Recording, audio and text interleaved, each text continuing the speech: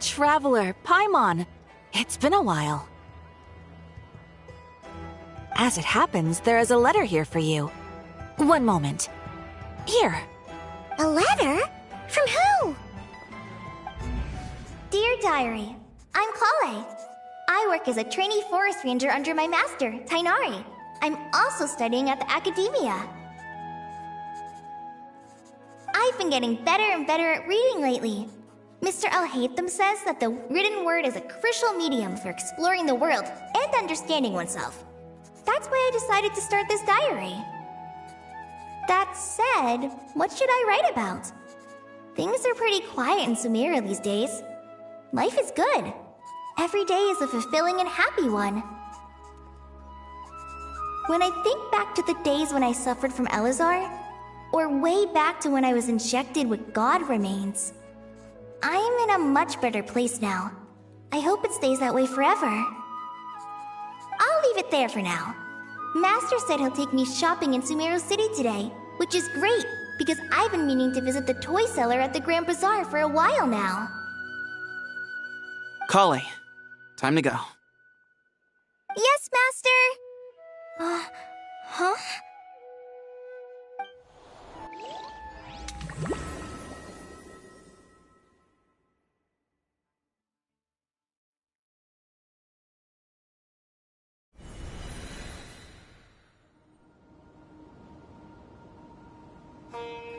What's wrong, Kale?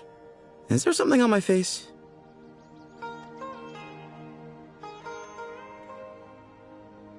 No, sorry. I didn't mean to stare. Did Master Tighnari send you to pick me up? Master Tighnari? What are you talking about? Tighnari is the General Mahamatra.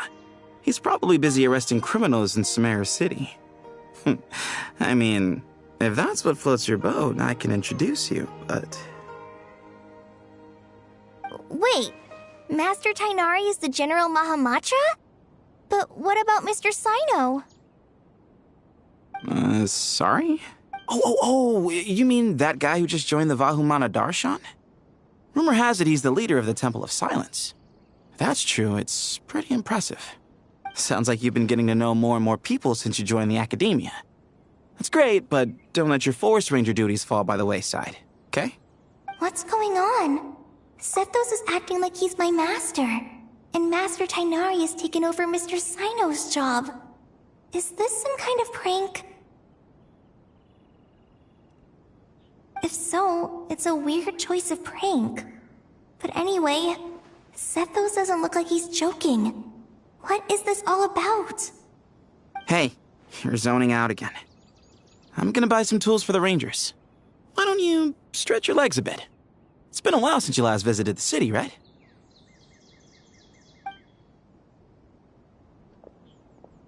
Wait! He's right. It has been a while since I last visited Sumeru City. Was it always like this?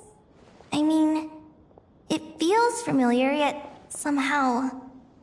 something seems different. Is this really Sumeru City?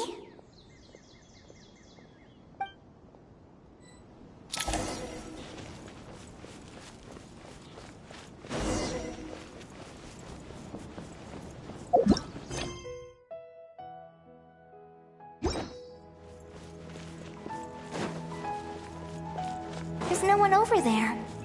I should go check out somewhere else instead.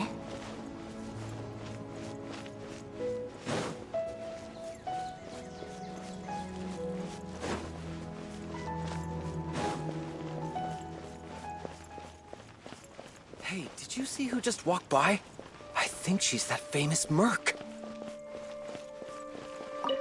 Hey, did you see who just walked? Yeah, it's gotta be her. That red hair gives her away. The Flame Mane. They say she can take down a dozen tough guys with just one hand.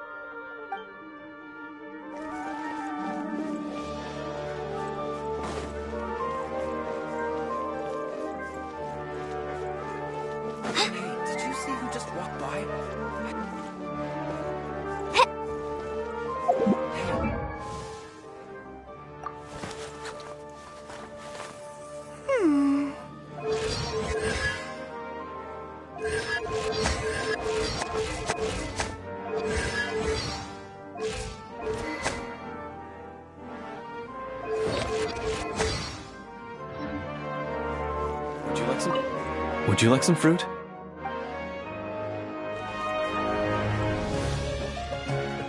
It takes courage to maintain a peaceful life,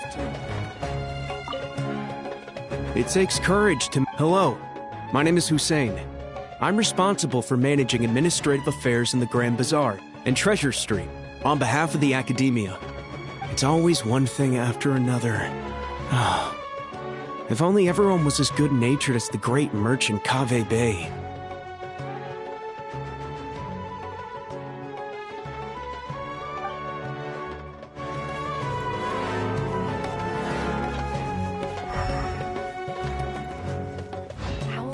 Save enough money to buy... How will I ever save enough money to buy that custom-made axe with floral carvings from the blacksmith? To use as a weapon, of course. As Hussein's secretary, I must ensure his safety. Don't underestimate me just because I'm a homemaker. I used to be a mercenary in the Corps of 30. Peace is precious, but you must always be prepared for the worst.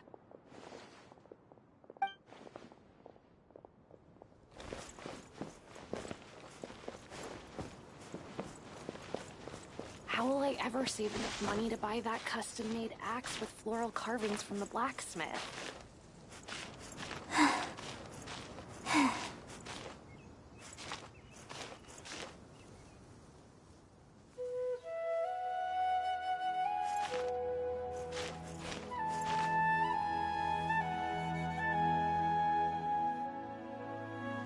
It takes courage to maintain a peaceful life, too.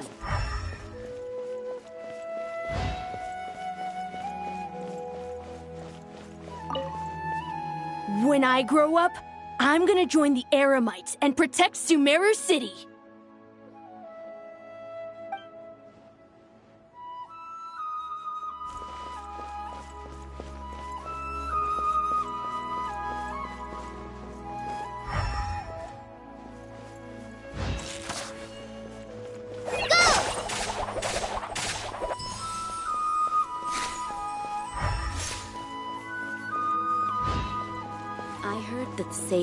I heard that Sage disappears without a trace as soon as he gets off work. It's a little mysterious if you ask me.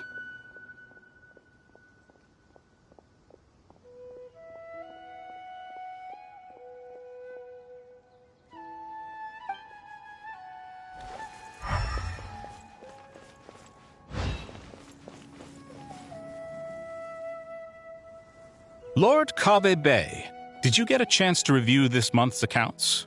Any feedback? You mean the version you sent over a few days ago? Yeah, I took a look when I received it.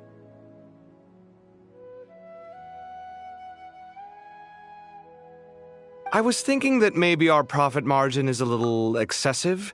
I visited some of our commercial partners last month. Their earnings are very slim. Are you suggesting that we give up some of our profits for them? Well, since we have more than we need, yes. Making money for its own sake is pointless. Don't worry, I've already planned for it, and the numbers look fine. We can adjust the rates starting from next month. Also, about that designer you hired, I've had to revise his proposal 3 times now, but he just doesn't seem to... Let's cut our losses. Pay him his fee and send him on his way. I'd like you to get Layla on this instead. She was Cyrus's student, and she designed the Palace of Alcazarzaray. Seems like a much safer choice. Who's sneaking around over there? Mr. Kaveh? Do you recognize this person, sir? Yes, it's all right. We've met. This is Kale, Sethos' trainee. He brought her along the last time I went for drinks with him. What brings you to the city, Kale? Is your master here too? No, this is all wrong!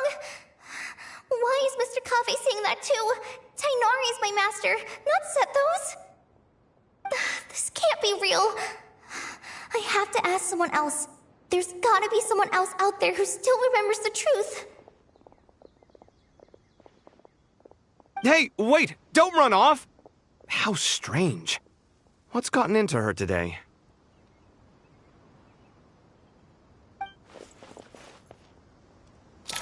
It's like everyone switched places. I guess I'll keep looking around. I heard that Sage disappears without... Remember a while back when I was working on a renovation plan for the House of Dana? Well, I submitted a report to the Grand Sage and he rejected it. It's infuriating! How does someone with no sense of aesthetics whatsoever even become the Grand Sage? Please, calm down, Lord Kaveh.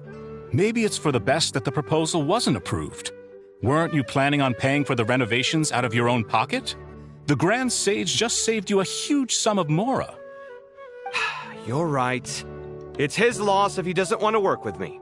Let him live out the rest of his days in an artless void for all I care. Anyway, enough about that killjoy. There's supposed to be a show at the Zubair Theater today. Are you guys free later? Tickets are on me if you want to join.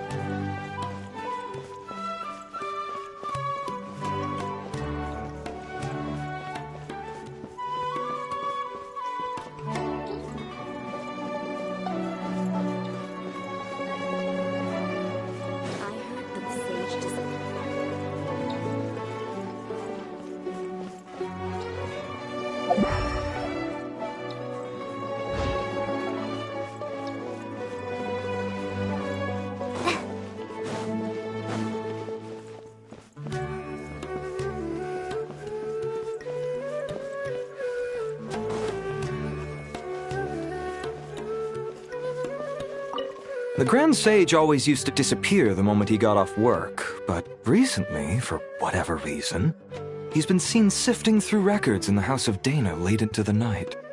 We asked him if there was anything unusual going on, but he answered us with a question of his own. Don't you find it strange that someone with my personality would willingly accept the position of Sage?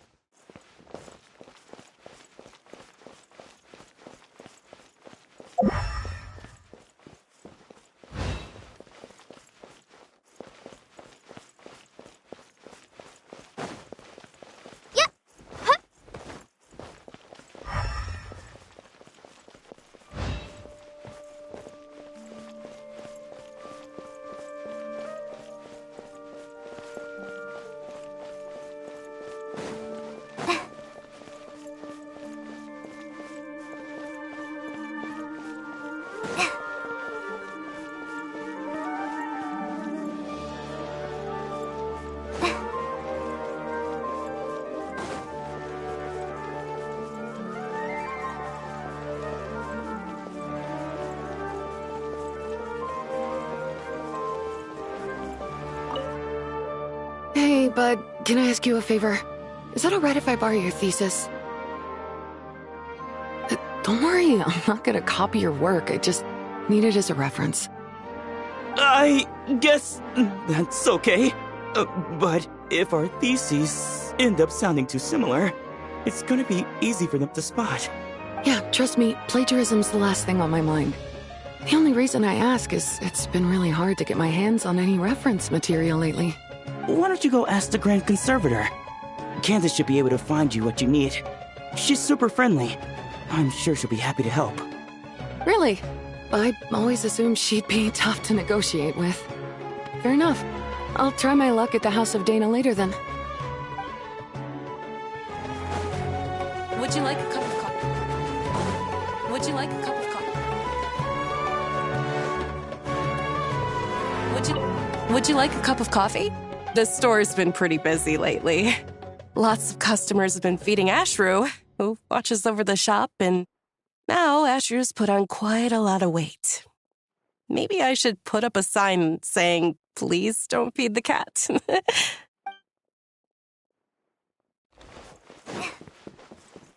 Would you like a cup of coffee? Students are under so much pressure these days. Students are under so much pressure these days. Sometimes I just want to write their papers for them. Peculiar papers come to me for review every day. I really wish they were able to relax once in a while and not be constantly plagued by academic conundrums. It doesn't do a person any good to spend too long down the rabbit hole.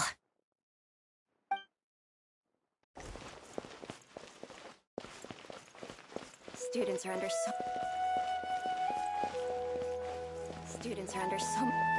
Lots of visitors today, I see. Welcome all. It's been a while. Hey, Rahman. You know that guy who sells face powder on Treasure Street? I haven't seen him around in a while. Any idea what happened to him? Oh, you mean a Hongar? Yeah, he got into a brawl with Shavirme on Treasure Street. He's been banned from setting up shop there for now. Seriously? Oh, well, that's a shame. I was planning to pick out some makeup for you. Oh, don't worry about it.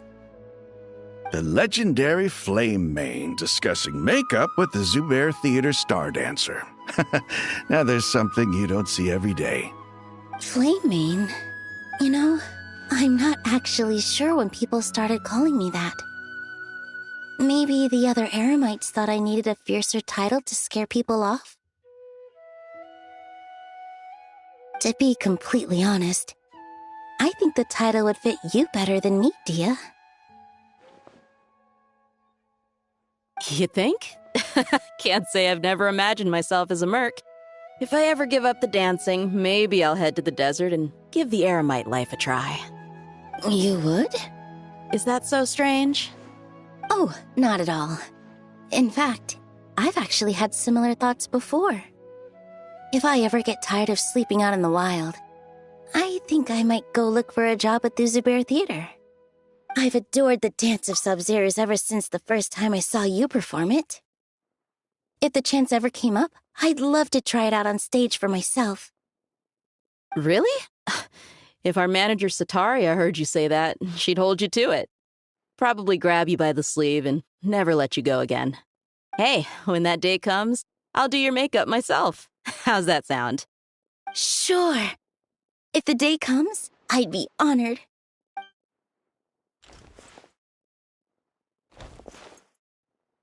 Everyone I know, everything I've ever known. Suddenly it's all a jumbled mess. The question is, who's right? Them or me? Oh, my head feels so heavy. I can't think straight. Nilu, have you been to Aru Village recently? I've got a friend who I haven't seen in a while. I was wondering how she's doing. You mean Faruzan, the guardian of Aru Village? I saw her not too long ago. She seemed completely absorbed in her research. No change there, then. I'll have to catch up with her the next time I'm out that way.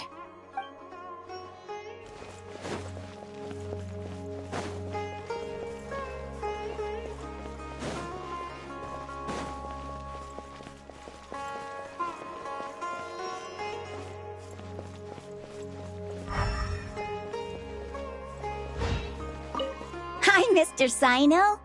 What are you thinking about? There's a chapter in King of Invocations where the spirit of someone who died long ago possesses a living man's body.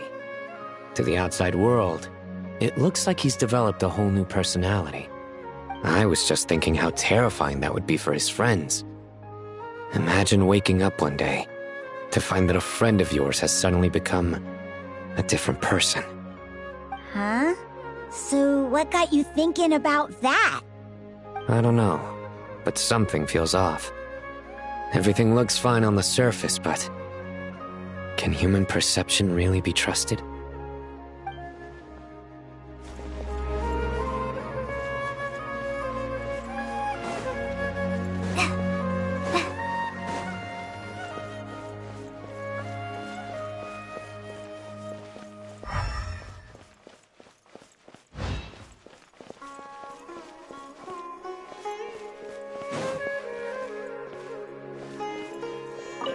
All right, not a single Mora short. That covers you for this month's rent. What a relief. I was worried the design fees I received this month wouldn't be enough. Well, next time, don't fret. Just let me know and I'll give you a few days' grace. We've known each other long enough for that. Anyway, how are you settling in? I couldn't help but notice that you're staying up late quite often. Yeah, I can't explain it. I just feel more inspired at night. Once I get in the zone, I can race through a whole bunch of drafts, no problem. But what about you? I keep hearing you sighing these days. Is everything okay? Well, it's just... Don't you think this house is a little small? I guess I should be used to it after living here for so many years. But for some reason, I've been feeling claustrophobic recently. I want to move somewhere bigger. Once I've made enough Mora, I'm gonna buy a huge new house. As big as... at least as big as the Palace of Alcazarzaray. That sounds really expensive. True. I'll never be able to afford it on a scribe's salary alone. I need to find another way.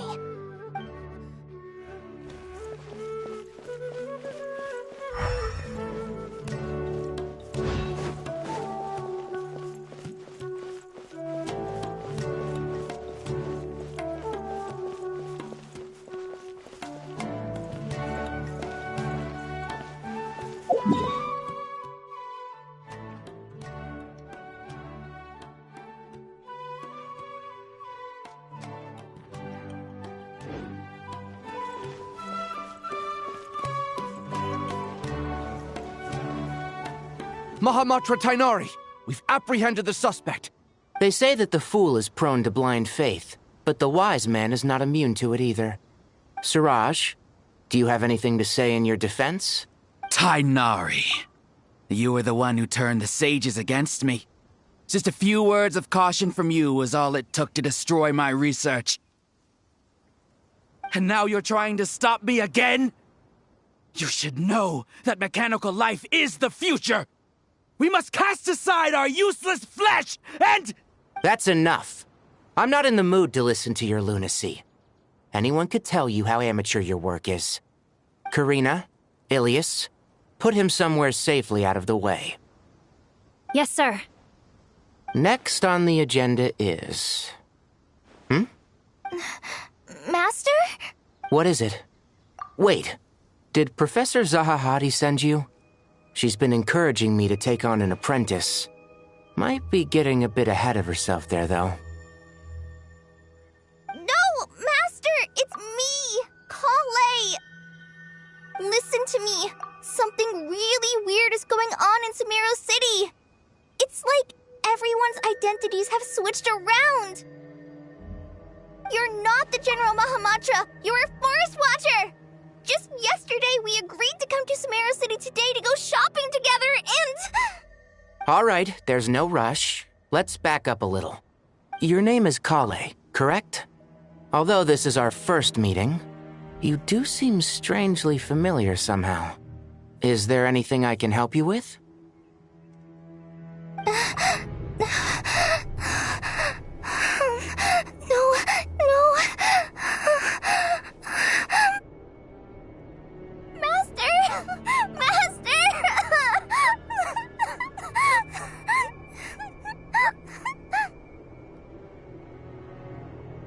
What is it?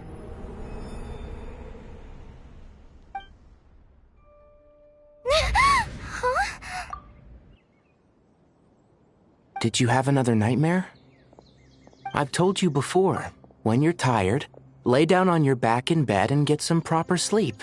It's much better for you than napping on your front. Poor posture obstructs your breathing, which can lead to all sorts of weird dreams. Now, we're supposed to go shopping in Sumeru City today, remember? Cheer up. I'll take you to Hushang's. I heard he's got some new toys in stock. Go wash your face, take some deep breaths, and when you're ready, we'll head out. Okay. Thanks, Master Tainari. So it was just a dream. And yet, dreams can sometimes be a warning of things that will soon come to pass.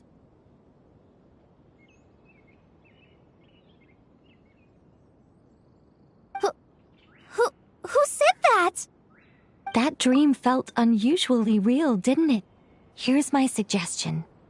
Since you're heading into Sumeru City anyway, you may as well tell Lesser Lord Kusanali about everything that happened. And just to be on the safe side, I think you should also inform your 2 traveler friends who once helped save Sumeru. I'd write them a letter if I were you. Time is short. A storm is coming from beyond the bounds of fate.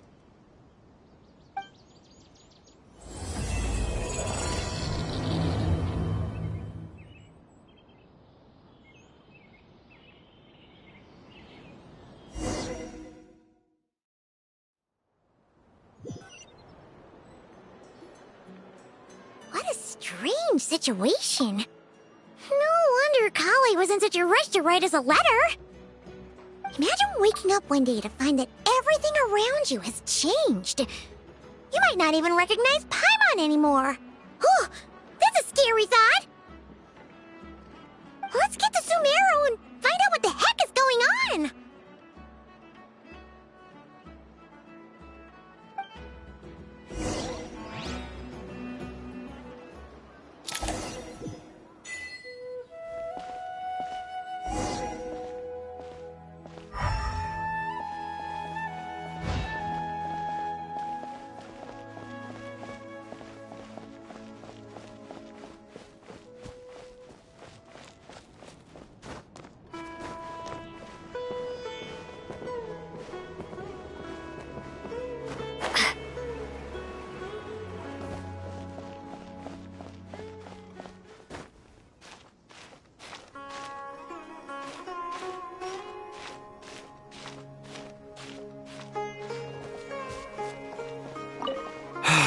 I can't believe I have to move so far away on such short notice.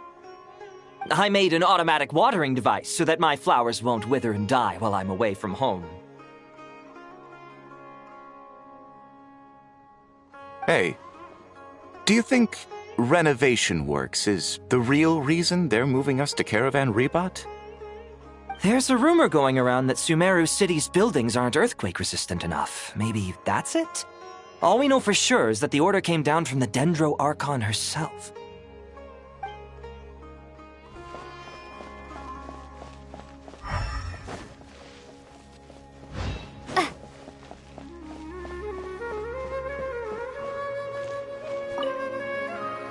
Thank you, Sage Baladuri.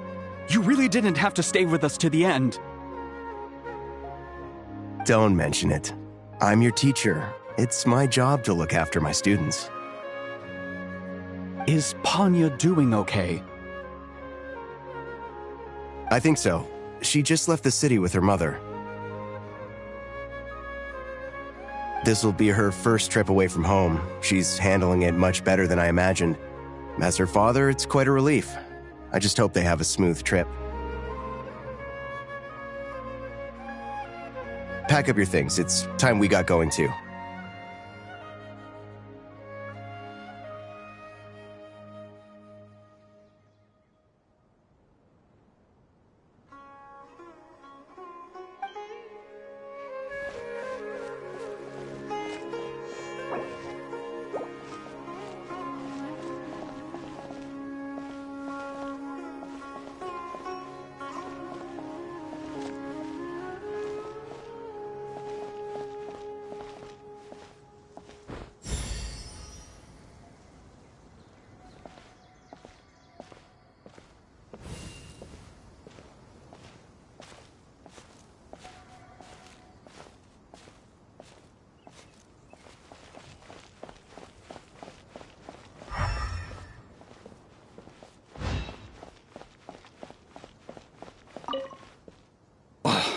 As if work and family aren't enough to deal with already. Now they're telling us to move to Caravan Rebot because of renovations? Huh. I bet it's just some vanity project. I don't trust the Dendro Archon, nor any of the sages. Especially not that new Grand Sage, what's his name, Nephis? If you ask me, he's the worst of the bunch.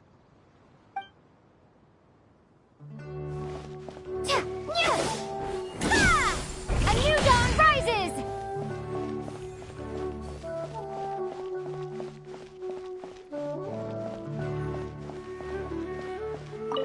Hey, mister. Are you a robot? Shh! Look! He's pretending to be human! He definitely doesn't want anyone to find out he's a robot. I was designed to infiltrate the human world undetected. My mission is to find an opportunity to destroy humanity. I knew it! It's just like in the picture books. What do we do? We're the only ones who know his secret, right? Surely he won't silence us for good. You have discovered my secret. Now I must take you as my prisoners.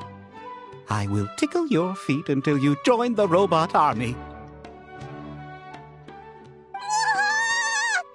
Don't be afraid. I'll protect you. Take this, robot! Ow! Stop! I was just kidding. I'm human. I'm human!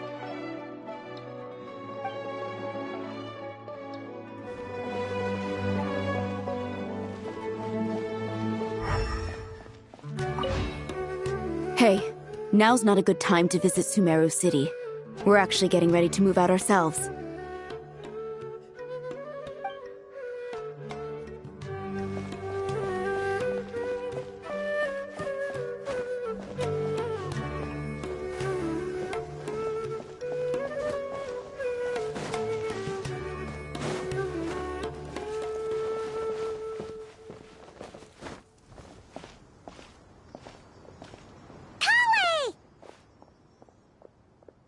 Traveler! Paimon! Thank goodness! I'm so glad you made it! Of course! We won't let anything happen to you, Kale. So, what's going on in Sumeru City? Looks like lots of people are moving or something. Yeah, I was just gonna say. After I wrote my letter, Master and I went to Sumeru City and told the Dendro Archon everything that I experienced, from start to finish. She was silent at first. It seemed like she was deep in thought. Then the next day, we got told that she was ordering everyone to leave Sumeru City immediately and move to Caravan Rebot. The entire population of the city has to move? Not just Sumeru City. The evacuation also includes Lokapala Jungle, Avidia Forest, Ashavan Realm, and Ardravi Valley. Basically, everyone living in the rainforest must temporarily relocate to Caravan Rebot. Holy smokes! That's crazy! Yes, it's quite an operation. Even if people only bring the bare essentials, the scale is simply enormous. They've requisitioned almost all the Sumpter Beasts in Sumeru for the task, including the entirety of Dori's Sumpter Beast Park.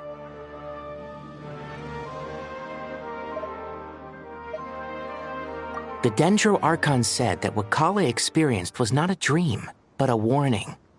After our meeting, she immediately summoned the 6 sages to analyze the situation and discuss countermeasures. They concluded that the events seen in the dream are very likely to become a reality, and that an unknown danger is rapidly approaching. Oh, please keep that to yourself. We don't want to cause widespread panic. The official reason they've given is a large-scale renovation of the rainforest ecosystem. People are skeptical, but there haven't been any major incidents. So far, at least. The Dendro Archon seemed really worried when we spoke to her. She said you can go visit her in the Sanctuary of Surasthana when you arrive. She also said she'd hold out until the very end. Tighnari? Kale? You got a minute? I need a hand here. One moment, I'll be right there.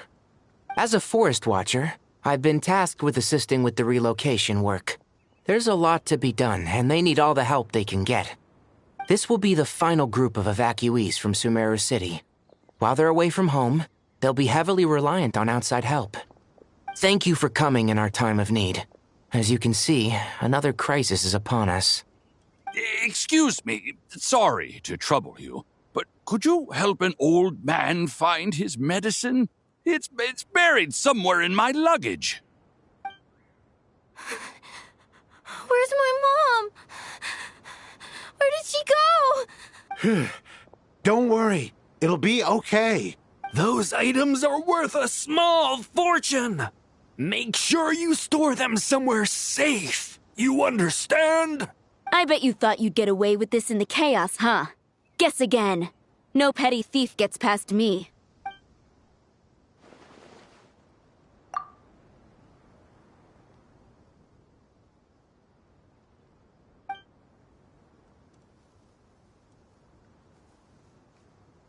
We should go help the evacuees. See you around. I'm so glad that you believed me and came all this way to help. It means a lot. Please stay safe. Don't worry. We may not know exactly what's going on yet, but as long as we stick together, we'll find a way through this. Goodbye! Look after yourselves! Will do. See ya! Paimon's not sure how she found the words to comfort Kale because, honestly, she's kind of nervous herself. Let's head to the Sanctuary of Surasthana and see Nahida.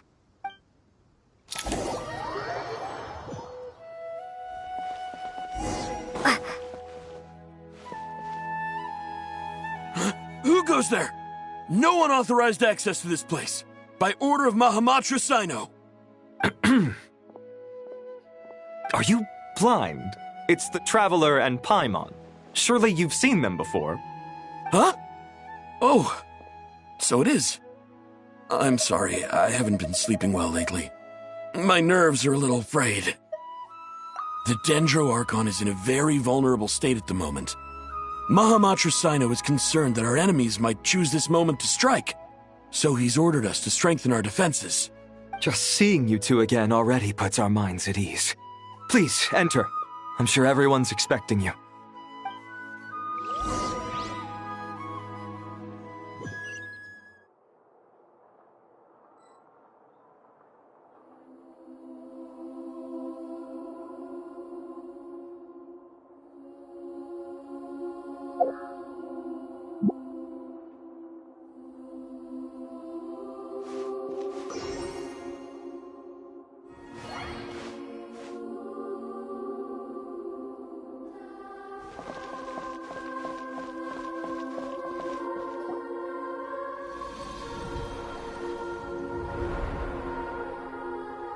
Traveler, Paimon, you made it. Aha! Perfect timing. Reliable helpers like you are just what we need right now. Oh, it's good to see everyone again. Kale gave us a rough idea of what's going on, but we still have a lot of questions. What kind of danger is Sumeru City in exactly? And how come everyone has to move to Caravan Rebot? At this stage, we can't be certain. We're investigating, but no definitive answers yet. I take it that Kale told you about her strange dream? Yeah. Apparently, everyone in Sumeru City was acting super weird. Even you guys. It was like you'd all switched places. That's right. Kale and Tainari reported the situation to the Dendro Archon. She believes that it wasn't merely a dream, and that whatever it was has something to do with Irminsul. It's a reasonable inference. Only through Irminsul can people's memory and cognition be so significantly modified in such a short time. We don't know why Kale would dream of these things, nor who was trying to warn her. The Dendro Archon decided to connect to Irminsul to investigate more thoroughly. Irminsul is connected directly to the ley lines. The tree serves as a central hub where the ley lines converge, and its core function is to record and store the world's knowledge and memories. But something has gone awry, severely compromising the performance of this core function. Information is bottlenecking inside Irminsul, hampering the ley line's flow. If this continues, new information will languish unrecorded, with existing records thrown into disarray. In short, the souls of the dead will be stranded, while the living have their sense of reality warped. In the long run, Kale's dream could well become a reality. And that's just the beginning. There's no telling what other nightmares could end up coming true.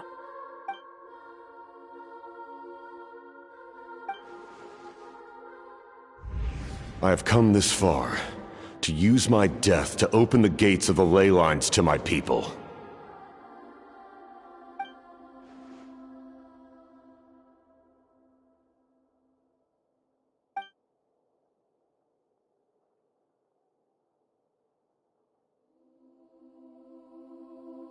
Faced with a growing backlog of information, the Dendro Archon decided to connect herself directly to Irminsul and take over the recording and processing function herself.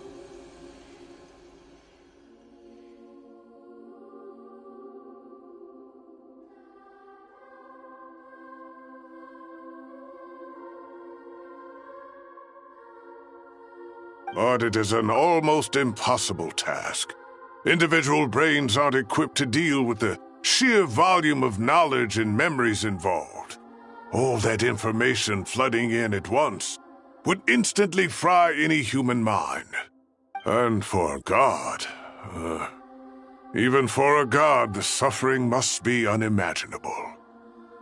The Dendro Archon's power originates from Irminsul. Any issue with the tree itself takes a toll on her to begin with. On top of that, she's subjecting herself to the grueling task of processing all that data. It must be torture for her. And despite all of this, she is somehow finding the strength to investigate the Irminsul situation from within and send us her findings. I finished analyzing the latest data. Looks like our working theory was wrong. There's no signs of Irminsul having been attacked from the outside. So it's internal then? Some sort of disease, perhaps? No. I've spent half my life studying the ley lines. If Irminsul malfunctioned this easily, the world would have met its end long ago.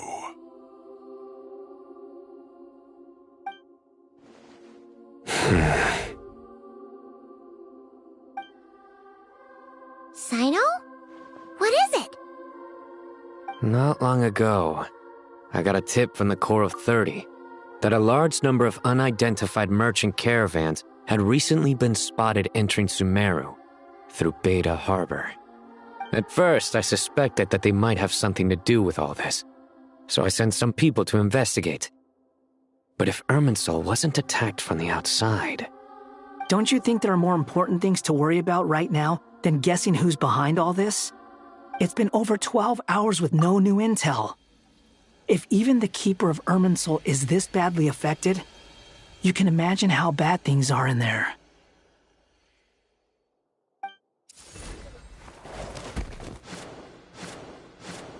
Dendro Archon.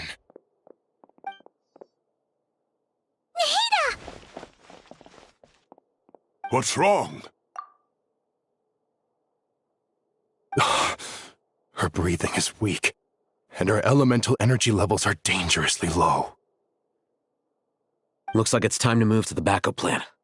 What's the backup plan? Get out of the city and take the Dendro Archon with us. The entrance to Irminsul is directly beneath the sanctuary of Surasthana. That means this is ground zero if anything goes wrong. The Dendro Archon has a very strong connection to Irminsul. But theoretically, this connection should grow weaker with distance. Under normal circumstances, she could unleash her full power here. But with Irminsul out of control, our first priority is to get her away from here.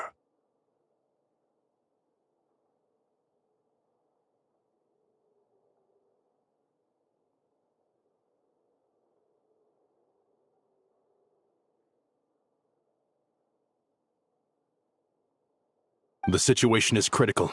There's no time to deliberate. Everyone in agreement? I'll deal with it. I'll also let the Matra and the Core of 30 know to start evacuating.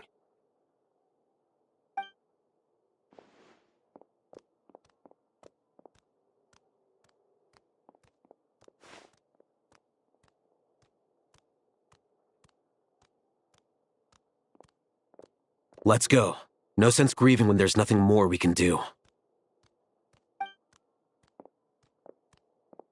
Agreed. We'll be back as soon as this is over.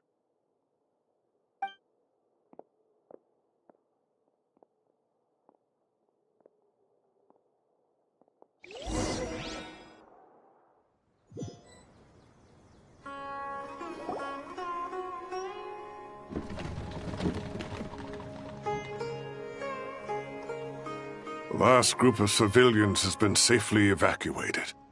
Dendro Archon's carriage will travel with them. Sino and Hat Guy will protect the convoy. With the Dendro Archon in a coma, we've lost our means of investigating the situation. And with Irminsul still deteriorating, we have no choice but to evacuate Sumeru City. Feels as though we're being pushed along by an invisible hand. Stop moaning, Cyrus. We're the teachers here. We should be showing a little more confidence, don't you think? A wise judgment. Let's move out to Caravan Rebot.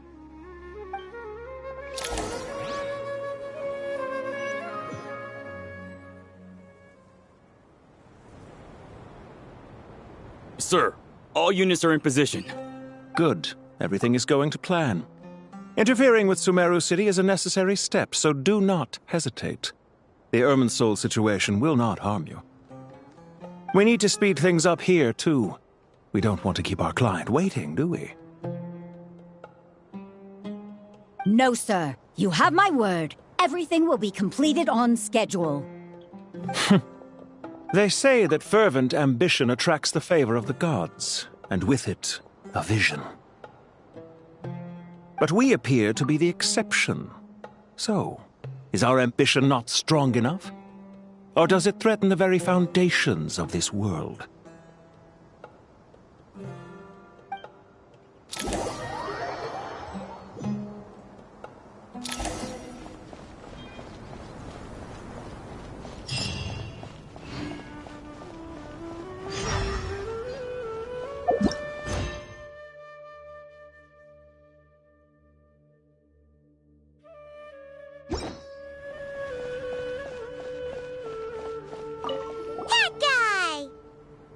What? Nothing. You just looked like you were lost in thought there. Do you have any ideas about what's going on? From what I know about Irminsul, the system doesn't break down that easily. I don't have the faintest idea who could have done this. Actually, one name did cross my mind. But, he's already dead.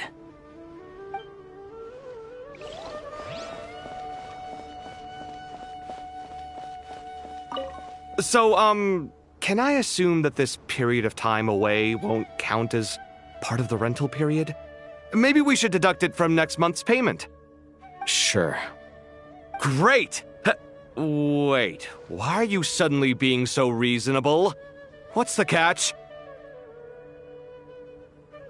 I'm always reasonable with rental payments. Like the time I refused to let you use that wine you brought home as collateral. That was a perfectly fair request, and you know it!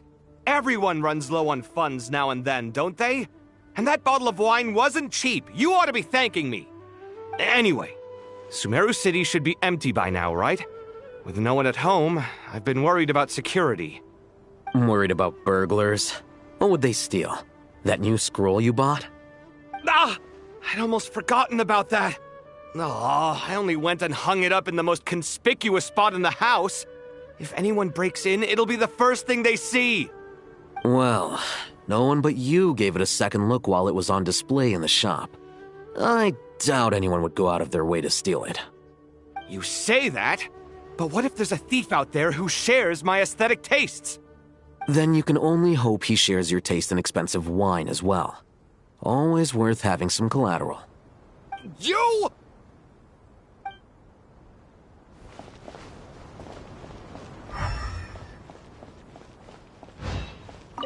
Keep your eyes peeled. It's down to us to maintain order at this time. This is a direct command from the Mahamata. Everyone stay vigilant. We cannot allow bad actors to take advantage of the chaos.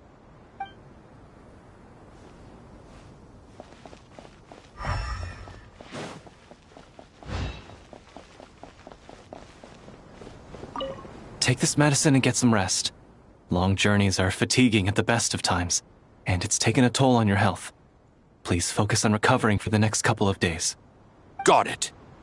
Thank you.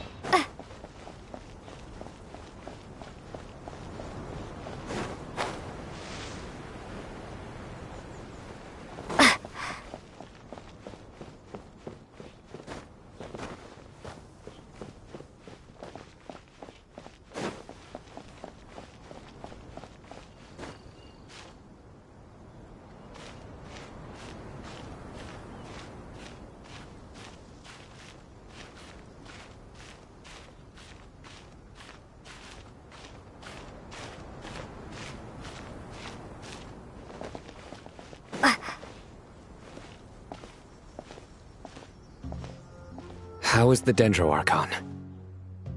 Her breathing is steady. I prepared some therapeutic incense for her, but it hasn't had much effect. Her vitals are still very weak. Based on the information you've provided, I have a working hypothesis. Her condition is partly due to Irminsul's influence, and partly due to a physiological imbalance caused by the rapid depletion of her power. Elemental energy usually flows through the body at a relatively constant rate. The body grows accustomed to this rhythm, so when it's thrown out of balance, physical symptoms will appear. Is this similar to the ley lines? Overloading and withering both directly affect their vitality, potentially causing irreversible damage. Correct. From a biological perspective, If you overexert yourself, you pay the price with your life. The Dendro Archon is not only drained of power, but her life force is at a critically low level. Is there any way to restore her health? I know the ley lines have strong self-healing abilities. As long as any blockages or pollutions are dealt with, they can quickly regain their vitality. But what about people? Well, gods. What's their capacity for self-healing? Before we think about that, there's a bigger predicament to resolve. Restoring the Dendro Archon's power requires us to heal Irminsul first. But that will be extremely difficult without the Dendro Archon's power. Paimon's already getting lost here.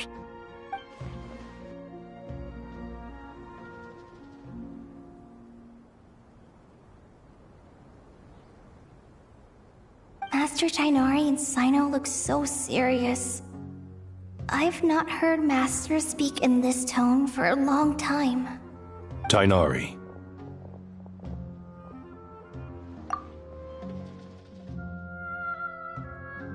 Master Nephis, sages.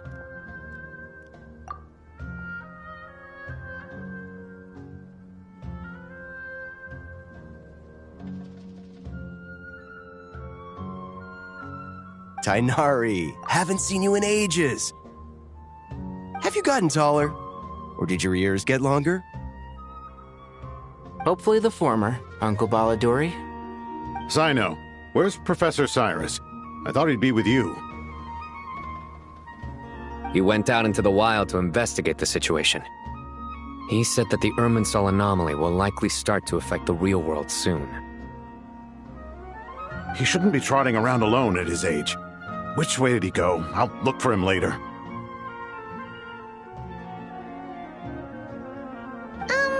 Would someone mind introducing us? Ah yes, of course. Allow me to do the honors. I'm sure we're all familiar with the Traveler and Paimon. They're the heroes who helped foil Azar's conspiracy and save Sumeru. These gentlemen and I are the 6 current sages of the Academia. Balduri and I are part of the Old Guard, while the other 4 took office after Azar and his clique fell from power. We have Sage Alkindi of the Spantamad Darshan, Sage Farnas of Kasharawar, Rataoist Sage Shakir, and finally Harabatot Sage Rusht.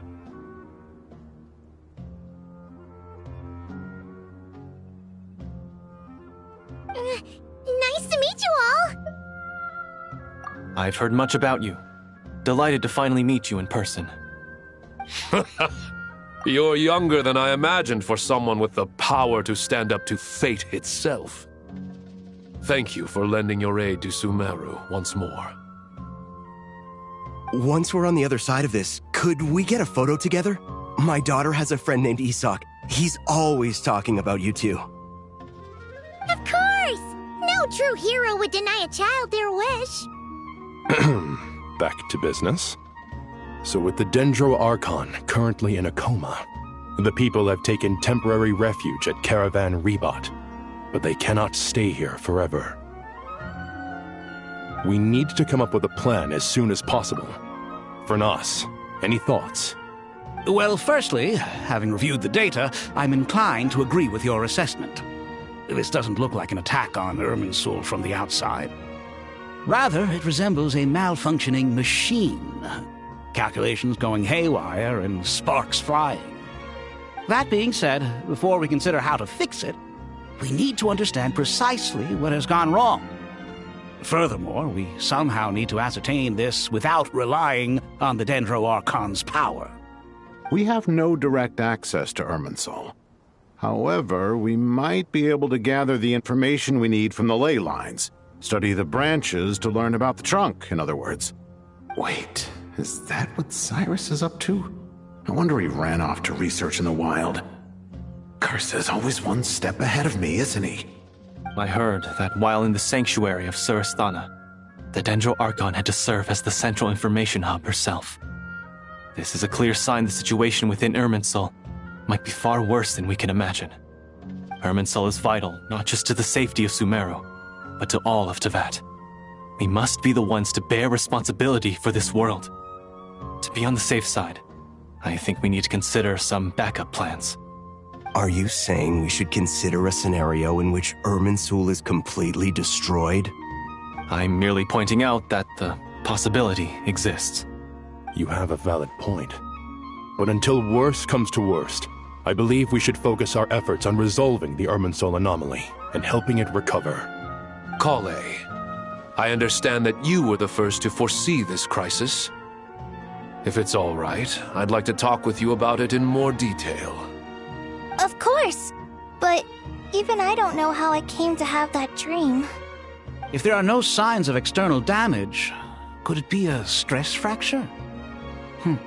Metals tend to suffer from this issue with long-term use. And Irminsul has existed for centuries, after all.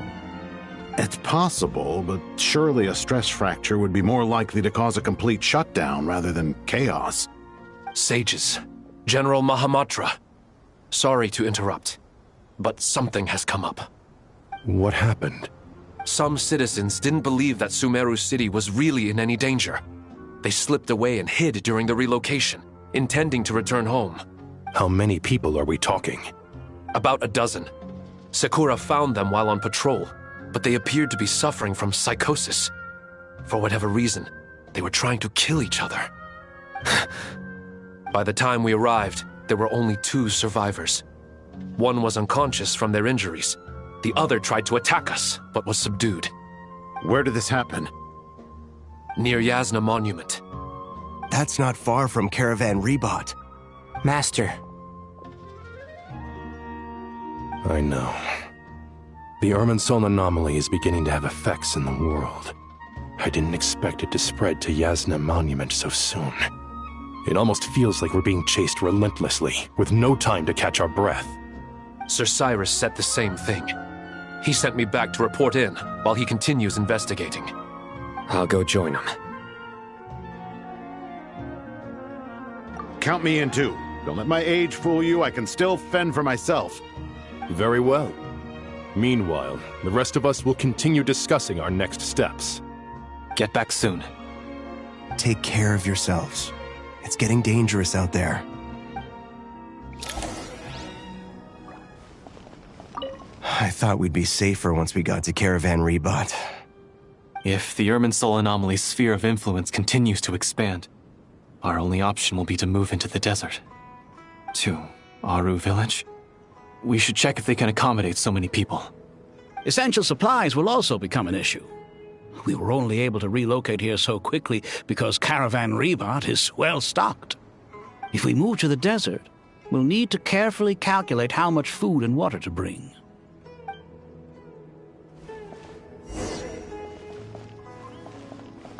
Don't be nervous, Kale. I just wanted to ask, have you ever had similar dreams to this one before? Similar how? Dreams so vivid, they seem real. Filled with strange or dangerous things that you cannot explain. Let me think. There was one time, I don't remember it very clearly, but I saw fire. Fire? Yeah. I wish I could give you more details, but all I remember is fire everywhere. From the sky to the ground, everything was burning. The heat was unbearable, and ashes were blowing in the wind. I doubt this dream was a mere coincidence. Perhaps it was some kind of prophecy? And yet, you've never studied astrology. I'm at a loss to explain it.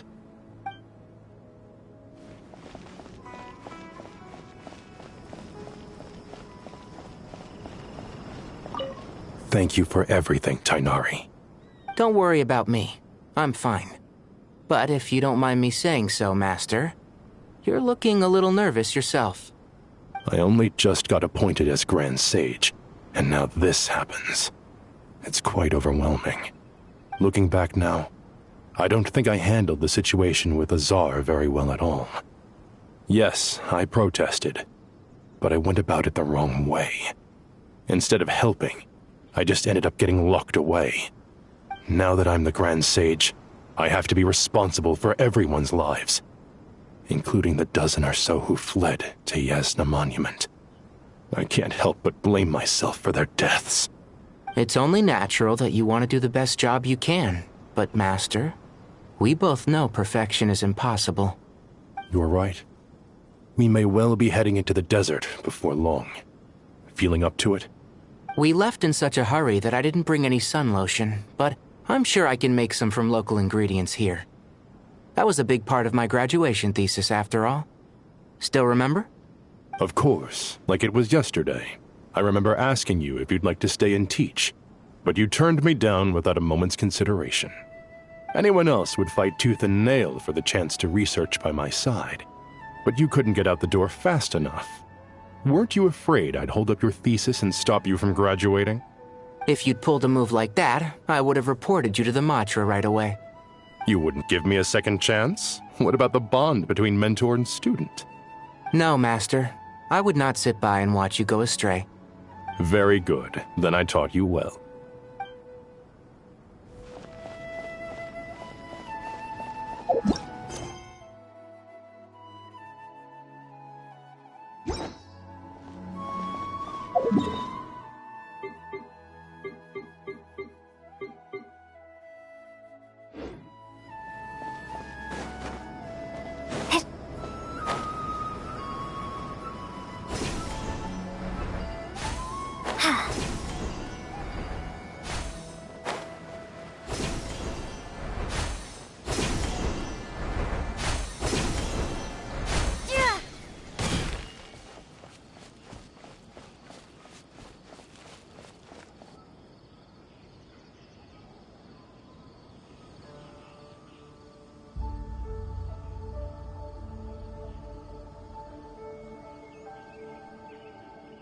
Please, don't go any further. As you get closer to Sumeru City, there's no knowing what dangers you might encounter. So this is our mentally disturbed man? I'm going to gut you all!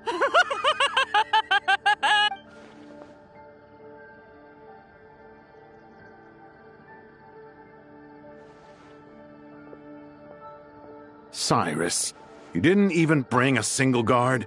Do you think you're some sort of warrior? It's fine. Come here and look at this. Oh! It's...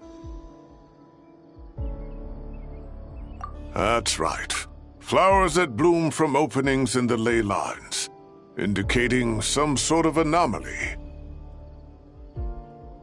I don't believe I've ever seen a color like this before. Did you discover it nearby? Not just here. Way over there, too. They're everywhere. There's even more in that direction.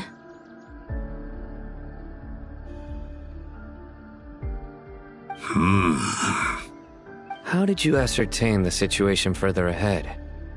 Didn't you just say that we can't go beyond this point? Yes. This area is relatively safe so far.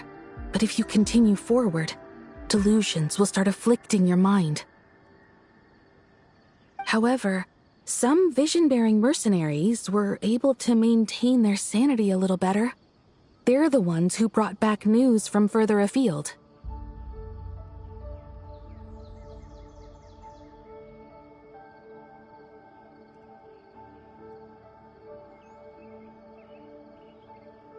Sino, do you remember the class I taught on dissecting ley line blossoms?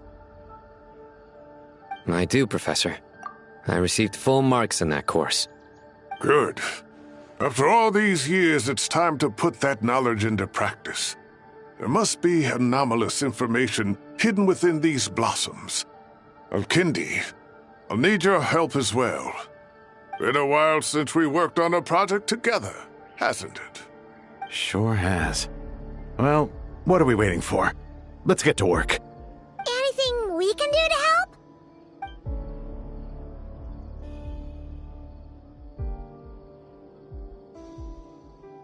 Will you need my help? All right, well, don't go too far. There's too many unknowns at this stage. Let's regroup at Caravan Rebot later. Don't worry if you don't show up.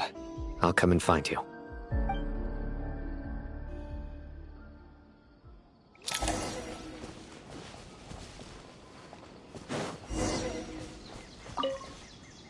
All right, well... Let's regroup at Care...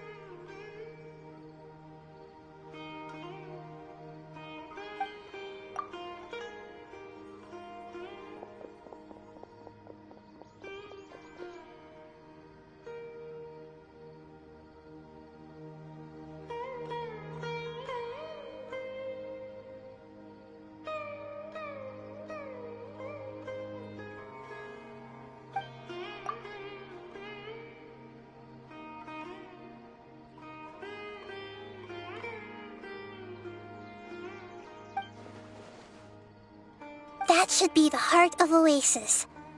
All we need to do is light it with the fire seed, and it'll restore a pep with elemental power.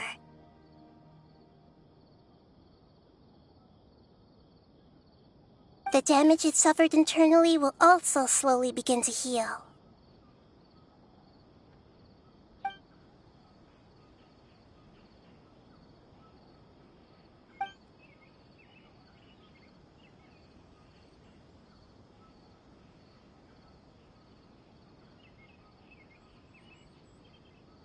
What is it? You thought of something? Really? Then let's get back and tell the others!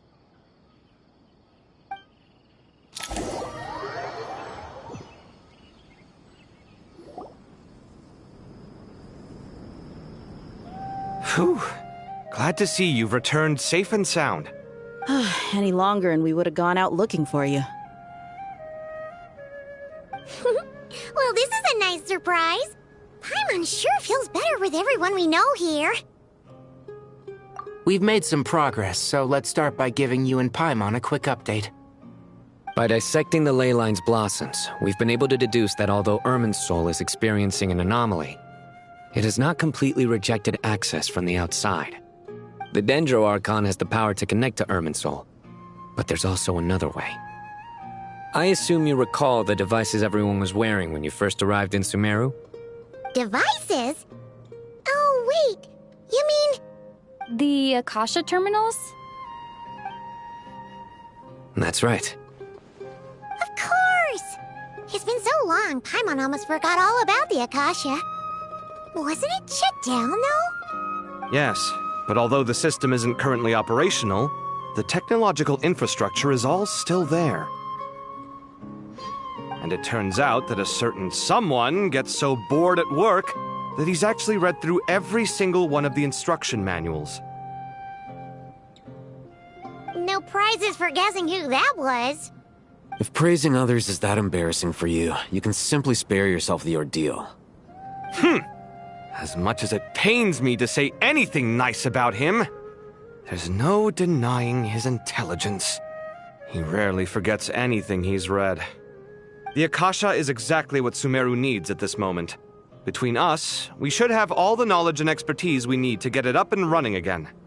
But if I recall correctly, doesn't the Akasha need a Gnosis to function? That's exactly right.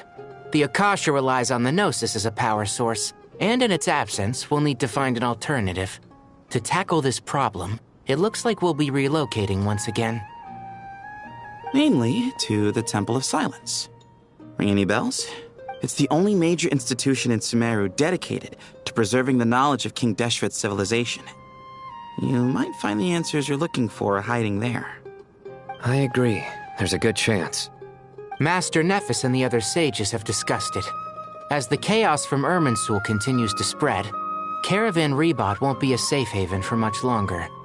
We have to move into the desert next. The scholars and sages will head to the Temple of Silence, while the civilian population seeks refuge in Aru village. The Eremites will keep everyone safe during the journey, and Candace will be there to receive us at the village. This leaves us just one thing to worry about.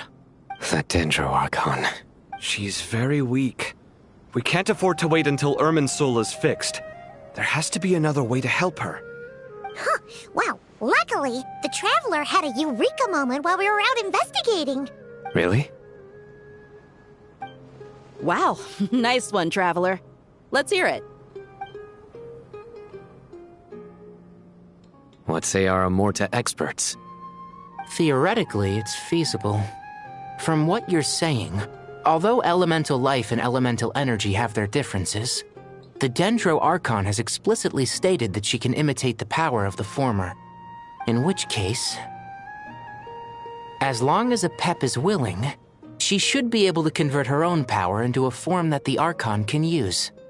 It wouldn't be difficult for her at all. The only problem is convincing her to help. Yeah! Even though she wasn't exactly friendly the last time we met, she didn't refuse to talk with us. When she realizes the danger that Nahida is in, surely she won't turn a blind eye to it. Well, hopefully not. Either way, we're not exactly spoiled for choice here. Hey, it's better than having no options at all. I agree. Without Irminsul's aid, the legendary Dendro Dragon Apep may well be the only living thing in Sumeru who can help our Archon recover her power. There's no time to lose. I'll bring this proposal to Master right away. If he and the other sages agree, we'll split into 3 teams. The academics will go to the Temple of Silence to look for a solution to the Akasha problem. The Eremites will escort the civilians safely to Aru Village, and the Traveler and Paimon will take the Dendro Archon to see Apep. There's still a long road ahead, and no knowing if we'll make it. But at least we have a direction now. I'll take it over floundering around in confusion. If there are no objections, then let's proceed. But before we adjourn, I would like to leave you all with some parting words. No matter the distance between us, there will always be an invisible force tying us together. May the bonds forged in the past shine bright like stars and open a new path before our feet. Huh. Is that from King of Invocations? No. This one's from King of Invocations, the sequel. What's the difference? The sequel's much cooler. Couldn't agree more. Well, it was very apropos. Once this is all over, I'll give everyone a copy of King of Invocations and the sequel to show my gratitude. Come on, let's get moving.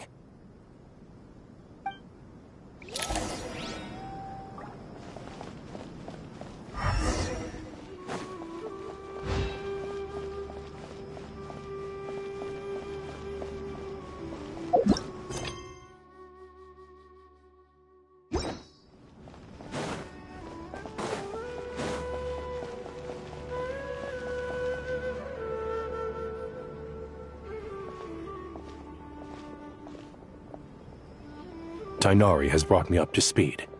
I approve of your plan of action. But we can't proceed with everything right away. The people need to rest. For many of them, this will be their first time in the desert, so we'll need to find additional personnel to help escort them. You two, please go on ahead with the Dendro Archon. Let's rendezvous at the Temple of Silence later. No problem. We got this. Words can't express my gratitude, so let me just say, I hope everything goes smoothly for all of us. Goodbye for now. All right, let's get going. If Paimon remembers correctly, the last time we saw Apep was in... Traveler, Paimon. Could I borrow you guys for a moment? Kale, what's the matter? Well, the thing is, Master Tighnari once told me, after you raise a problem, you should think about how to resolve it. But ever since I had that dream, I feel like I haven't been of any help at all. I tried my best to keep up with the conversation, but there was so much new information, I couldn't take it all in. So, I just wanted to ask, do you have any tips for me there? Paimon knows exactly how you feel. But fear not, everything you need to know is right here in Paimon's notes. Sumeru chapter. It's got tons of info about all the things we've seen and heard on our adventures. Some parts are a little simplified, but hopefully it all makes sense. You see? Being the greatest guide in Tibet isn't just a fancy title. It takes a lot of hard work. Paimon doesn't always understand the things you're talking about with other people. Whenever that happens, she notes down the confusing parts and goes over them in her own time. This is perfect. Could I borrow it? Sure. Matter of fact, you can keep it if you want. Paimon has another copy. The spare copy was originally meant for the Traveler. Paimon used to worry that one day she might not need a guide anymore, so she wanted to have a gift for her, in case we ever parted ways. But it doesn't seem so necessary nowadays. We have so many more places to see together. One copy will be enough for both of us. Thank you so much. But still, these are your treasured memories. I think I'll make my own copy and then return the original to you. Anyway, that was all. I won't keep you any longer. Have a safe trip. See you again soon. See ya! Alright, time to bring the Hida to see a Pep. Let's hope that old grouch is in a negotiating mood.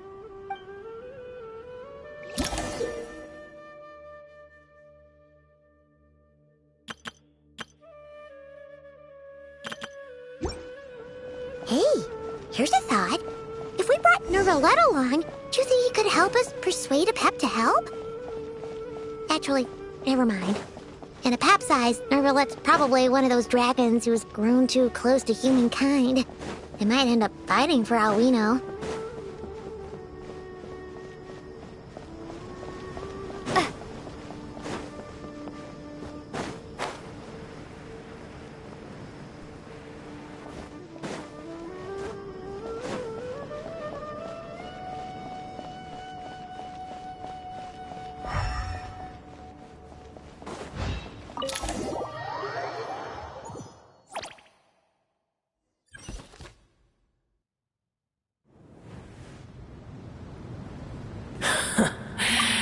I had a feeling your kind might come calling. The ley lines are in disarray. Something has gone wrong with Irminsul, yes.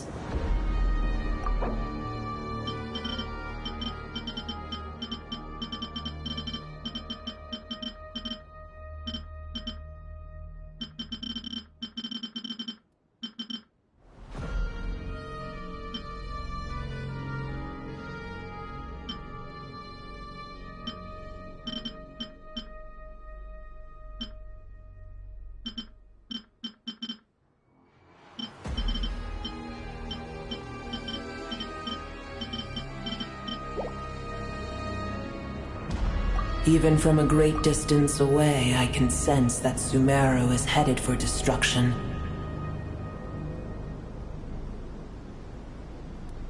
You who took our home from us, prepare to watch as your own world is plunged into oblivion. Oh, how the cycle of history comes to a poetic conclusion. This isn't a joke, Apep! Nahida's in grave danger! Can you please help her? Is she now? Then do explain. For what reason should I lend Boer my assistance? Apep, if you truly despise gods and humans so much, well, after the great humiliation of being helped by a god in the past, shouldn't you be jumping at this chance to balance the scales? Now that is a compelling reason. When El Ahmar plotted against me and I was tortured by forbidden knowledge, it was Boer who saved me from agony. And though I regard with shame the pity of my enemies, to receive aid without repaying it would likewise tarnish a dragon's dignity. Oh, tiny Boer, puny humans. Just this once I shall deign to show you the true power of dragonkind. Whoa! It's happening again! We're gonna get sucked in!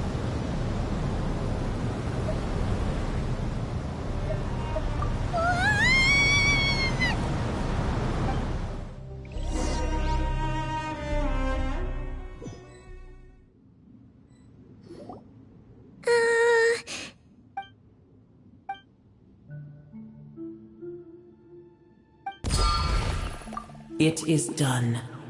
The heart of Oasis is supplying her with life force as we speak. It shall not be long before she recovers.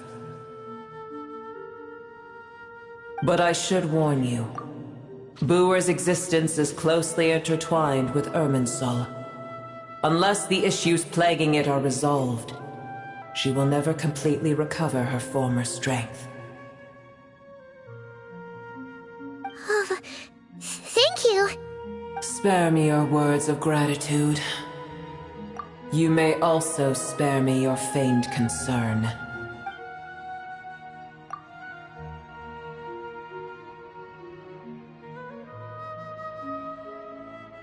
A dragon's sovereign's power is far greater than you can imagine. While I was indeed weakened when the heart of Oasis ran dry, providing Tiny Booer with a morsel of my life force shall have little consequence for me. Oh, good to hear.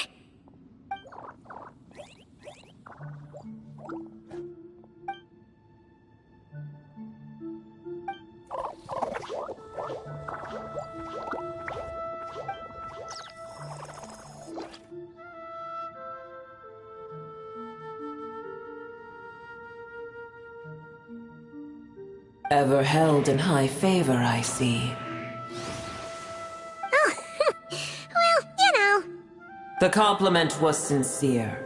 Simply accept it.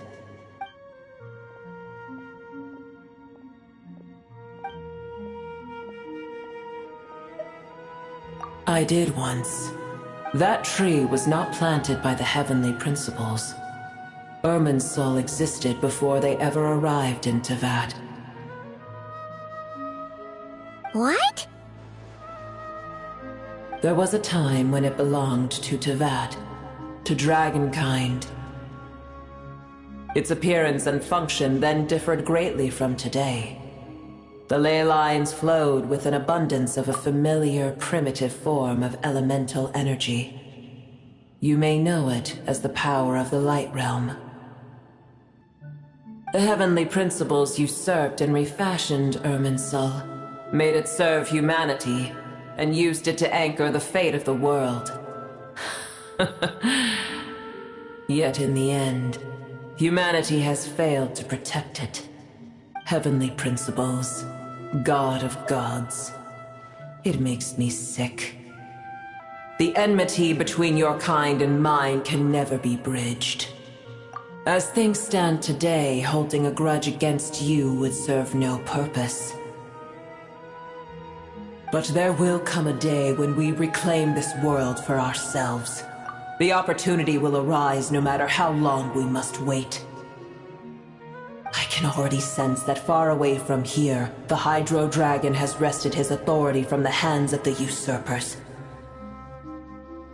Though we have yet to meet, I know that we are both preparing for our revenge day and night. Uh-huh.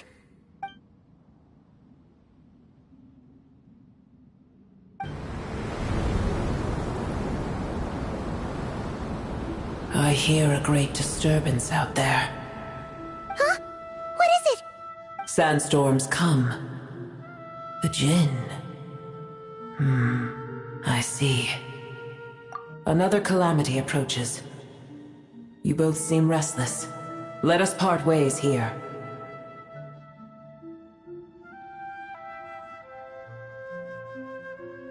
Booer is safe with me. Once she has recovered, I shall return her to your side. Oh, thanks again. Take care, alright? I told you already I have no need of your feigned concern.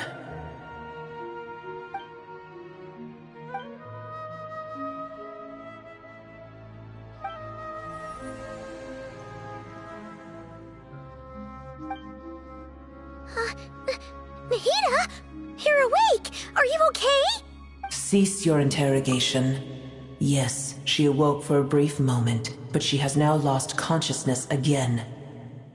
Take it. We shall talk more at another time.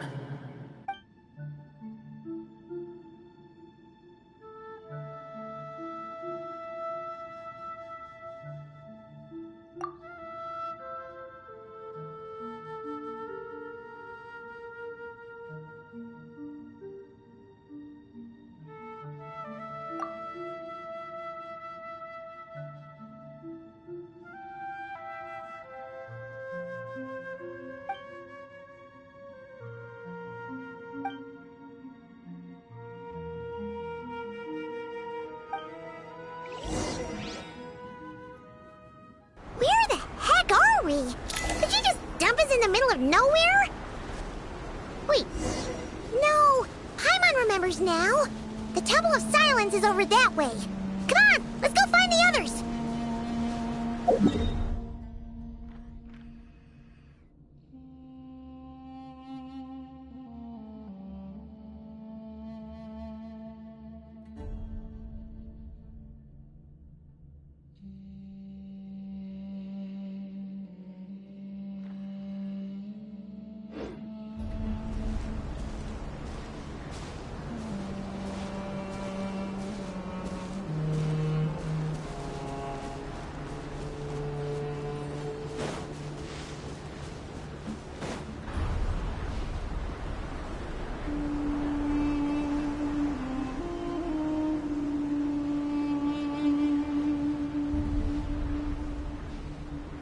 There's no need for everyone to stay here.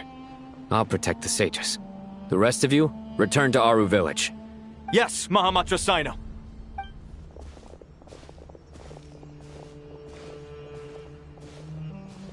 Sino! What's going on? You're back. How is the Dendro Archon? What a relief. It's the Jinn. Countless Jinn have stirred up violent sandstorms across the desert, blocking our path to the Temple of Silence.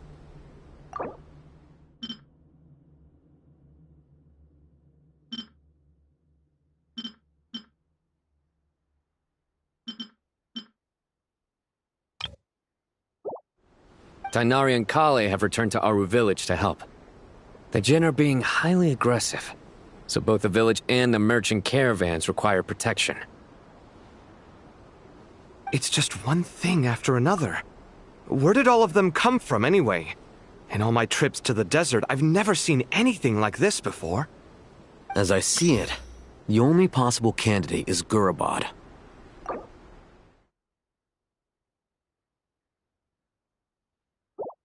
Gurabad? Baladuri could explain in more detail if he were here. All I know is a rumor I've heard about from previous trips to the desert. Supposedly, a great number of dormant Jinn lie sealed beneath that city.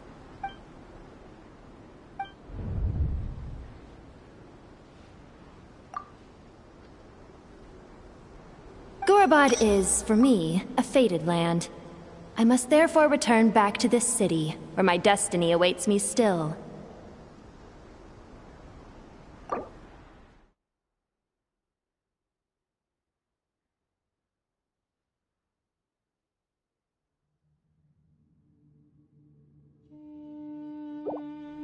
My master, I am sorry that I couldn't stay by your side for long, and that I could not have more time to get familiar with you.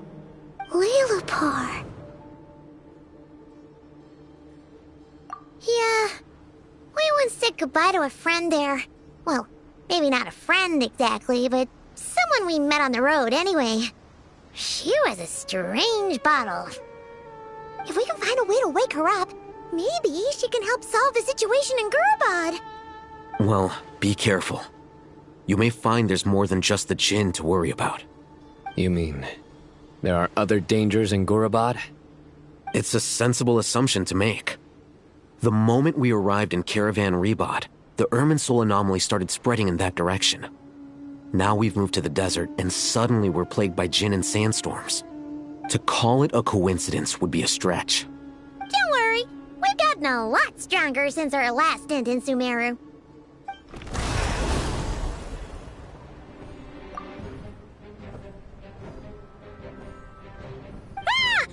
When did they show up?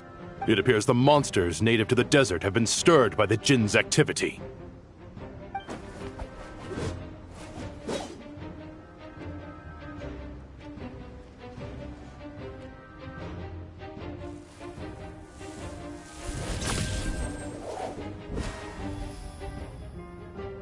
You should get going. We'll take care of things here.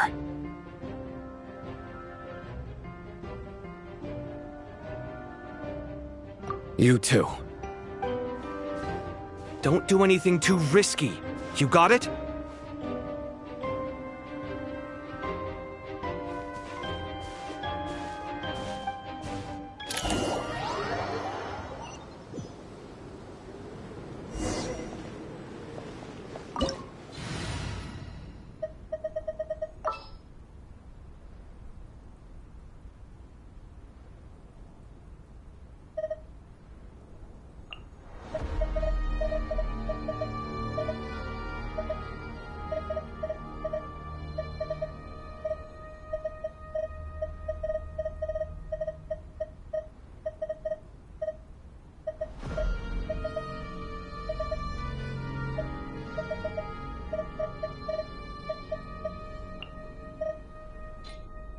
All right, let's move out.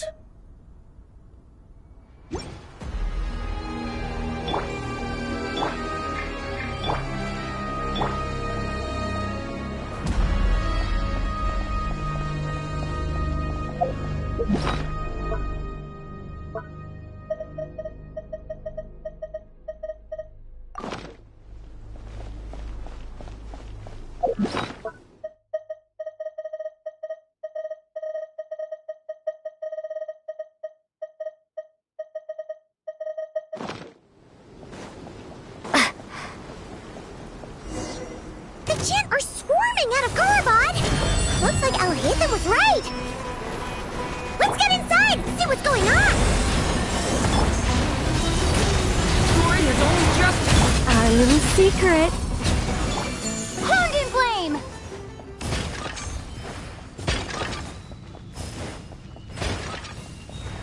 They just keep coming! How many of these things are there?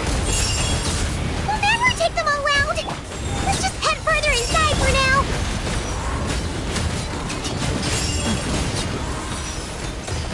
Up the ante!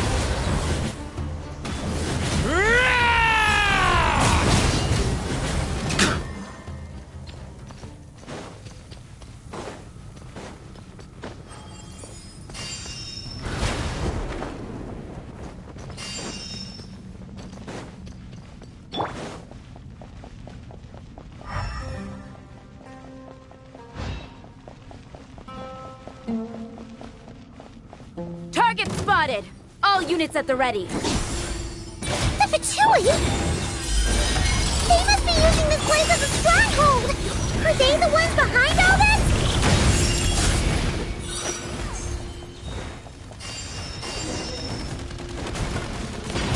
Burn! Fighting Jinn with one hand and Fatui with the other? This is pure chaos!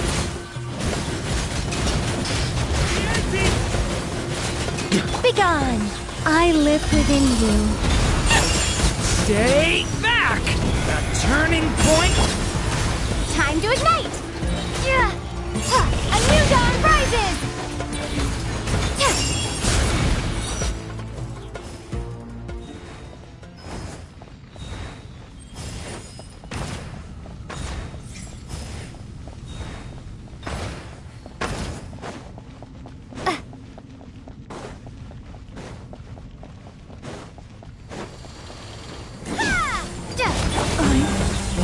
Our little secret. Leave it to me! Decay!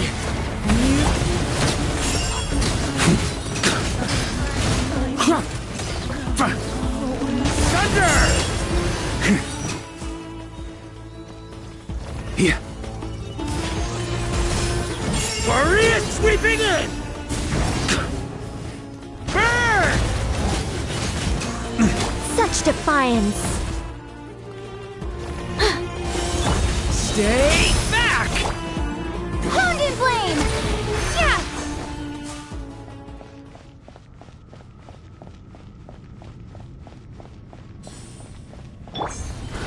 Ha!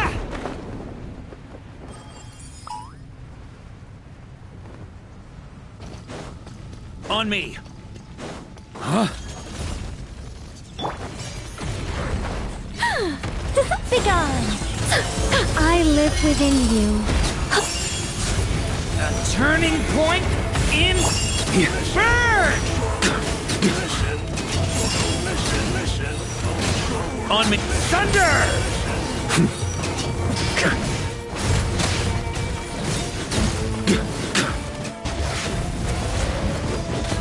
Huh? Scorch and burn! Yeah! I think not.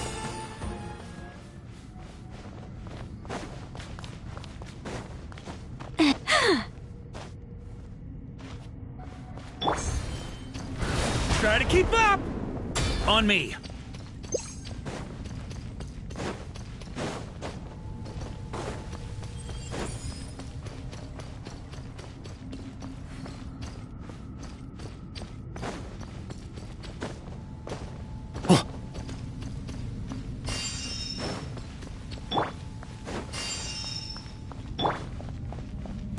I'm gonna fix your our little secret. Stay back! The story has only just... Burn!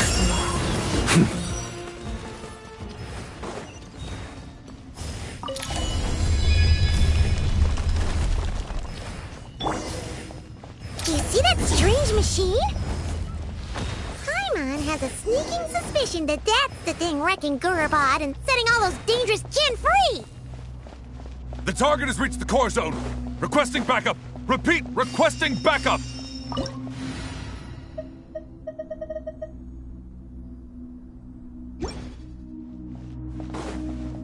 Backup en route! Stop her at all costs!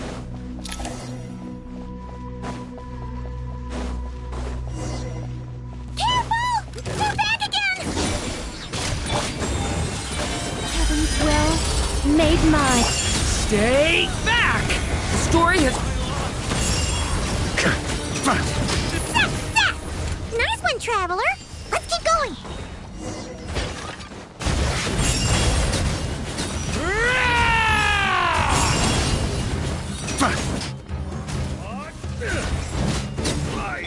Yeah! Backup is here. I live within you. Stay back! Turning point... A new dawn rises! Burn!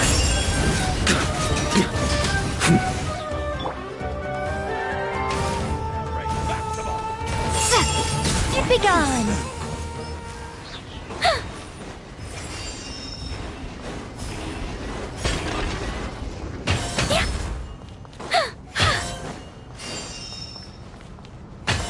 Stay back!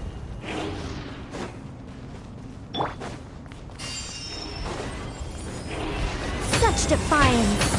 This hunk of junk's gone kaput! Now we can finally... It seems my subordinates failed to stop you in your tracks. Apologies, sir. There is no need to apologize. You did well to hold your ground against such a powerful adversary for as long as you did. I must commend your courage and perseverance. So, you're in charge here, huh? First the problems with Irminsul, now this mess in Gurabad? Are you the ones responsible for all this? I'm afraid I cannot answer that. I assume you aren't naive enough to expect answers from an enemy. Oh, this guy is so snooty! However you want to spin it, you're clearly involved in this somehow. So you can either start talking, or we'll have to make you talk. Let's get him! Traveler, what's wrong?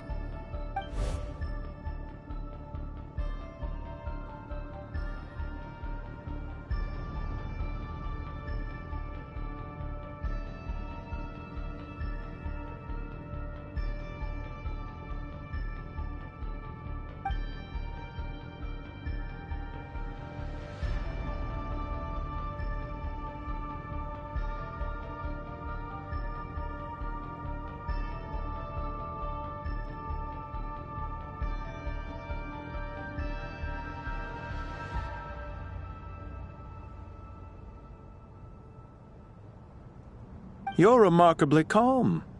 Some would act more rashly upon finding the ringleader all alone. But you keep your cool. Even as your enemy, I must applaud you. Did you show yourself just to say that? Is this you trying to take back control of the conversation? Unfortunately, I really don't have anything to say to you. I am here merely to indulge my own curiosity. Your names are well known among the Fatui. Naturally, I wanted to observe you up close while I had the chance. Hey! Don't treat us like we're some kind of exotic animals in a zoo! Oh, I wouldn't dream of it. You seem rather predisposed to misunderstand me.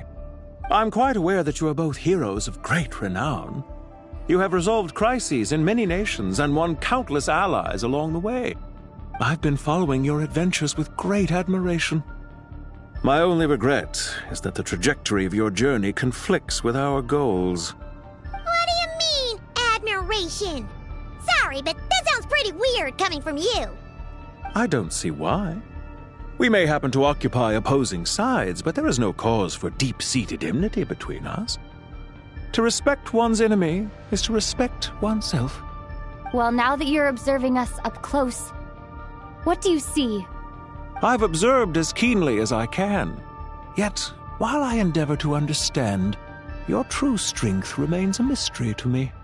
Violence is not my area of expertise either, so, you see, I would much rather converse with you like this than determine a victor with the edge of a blade. Besides, I've heard that even 3 moons in the sky fail to eclipse your brilliance. I know better than to bite off more than I can chew. 3 moons? So, you have a connection with the Harbinger, the Doctor. Well deduced. Our commander, Dottore, died in Nod-Krai, but there are things that do not end with his departure. We must... Look at me. I almost divulged more than I should have. What are you after? Revenge for Dottore? Or are you plotting something else? I've said quite enough, I believe. There's no point in continuing this conversation, except to say, I've noticed that you seem to know your way around here quite well. A repeated visitor to Gurabad, are we? Ugh. I'll take that as a yes. Then I'm sure you'll have heard the story of this place. The mother of the Jinn, Lilupar, and the tragic tale of her vengeance that spanned 3 generations. It was right here that Lilupar once helped the wise to ascend to the throne.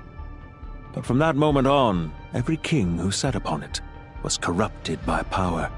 These degenerate rulers lost control over their nation, and with it, the right to occupy that exalted seat. What are you trying to say? I once admired you for your adventures. That is the earnest truth. But it appears to me that your journey serves ultimately to uphold the rules of this world. Are these rules truly just? Does the heavenly principles rule with wisdom or folly? And how can we be sure that the 7 who wield authority over the world will not be corrupted? Do you seriously think you're gonna convince us of anything? Convince you? I'm sure my commander already tried that. Why would I waste my breath doing the same? If a few words from a stranger were enough to make someone completely change their stance, it would only prove that they never had a firm will to begin with. I am merely stating my position, so that we might understand each other better. One's enemy in the present may not necessarily be an enemy for life. As for what game I'm playing here, I'm simply buying some time. But now I must bid you farewell. It was a wise decision not to attack me immediately.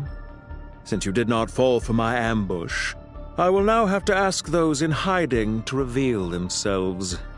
Leave this to us, sir. Very well. I trust you to do what is necessary. Stall her while I execute the next step of the plan. Sumeru City, Irminsul. Hey! Stop right there! Don't you dare leave without explaining yourself! All units, stop them! Protect the commander! Did you hear that? He mentioned Sumeru City and Irminsul! He definitely knows something! We can't let him get away! Get rid of these pesky soldiers, quick! Rear guard to the front! Don't let them through! Get that thing in position! Hold on! Just a little longer! Charge! Begone! I live within you. We finally beat them! That mysterious guy can't have gotten far! Let's catch up with him!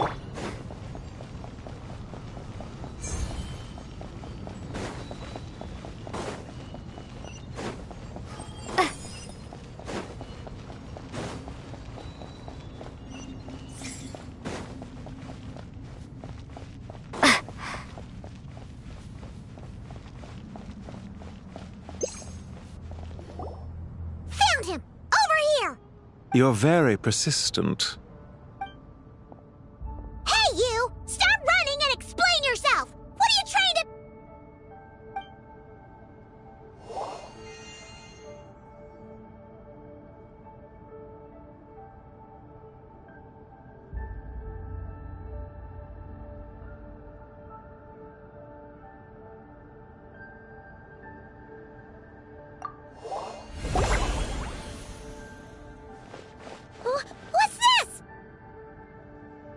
Relax.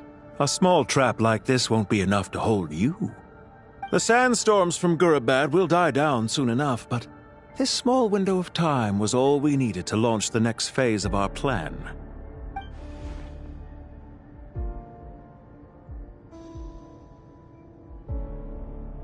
Don't be discouraged. I knew that someone would come here eventually, so I planned ahead. Where to chat with you, which door to exit from, even which mechanism to wait by for you. I thought through every detail. You, meanwhile, know nothing of who I am. So far, you've only heard my voice, and for all you know, it may not even be real. But not to worry. This is only our first meeting. It shan't be our last.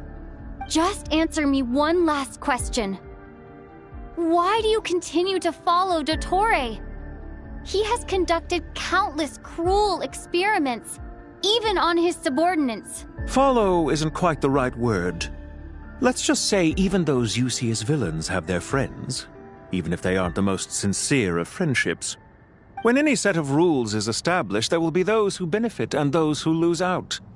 People will do anything to justify what they have gained or escape from the hardship imposed upon them. Neither he nor I are tolerated by the rules of this world. We were both searching for a new order. Our ideas of the final form that should take may have differed, but our journeys took a shared path. Goodbye, Traveler and Paimon. I wish you a timely escape, albeit not too soon. I will need a little more time to prepare, after all. Hey! Come back! Wait, this dark wall. We've seen these on our adventures before. It swallows people up! Oh, I'm sorry. She shouldn't have jumped the gun!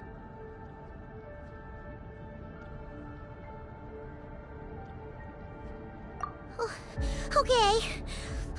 He may have fooled us this time, but we'll get it back!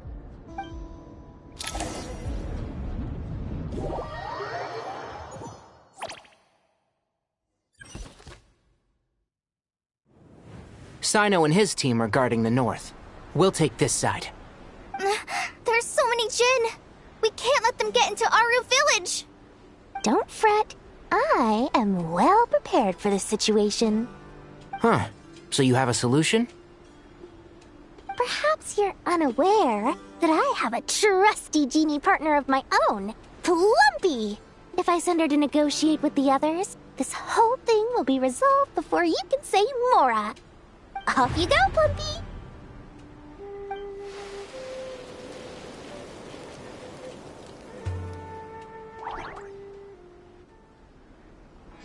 Come on, what's the holdup? 5,000 Mora. 20,000 Mora. 100,000 Mora. Final offer.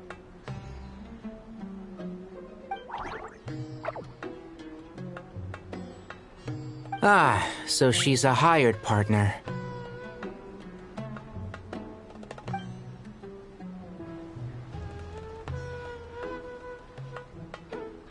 Hired partners are reliable too. Plumpy here is a highly skilled negotiator. You'll see. Just a few words from her and...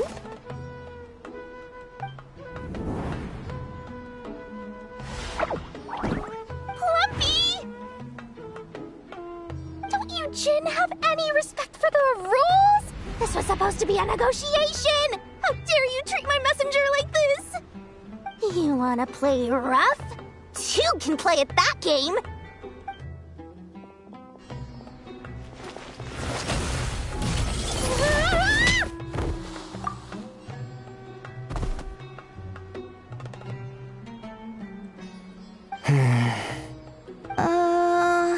Looks like it's up to us now. Be careful, Kale. Yes, Master.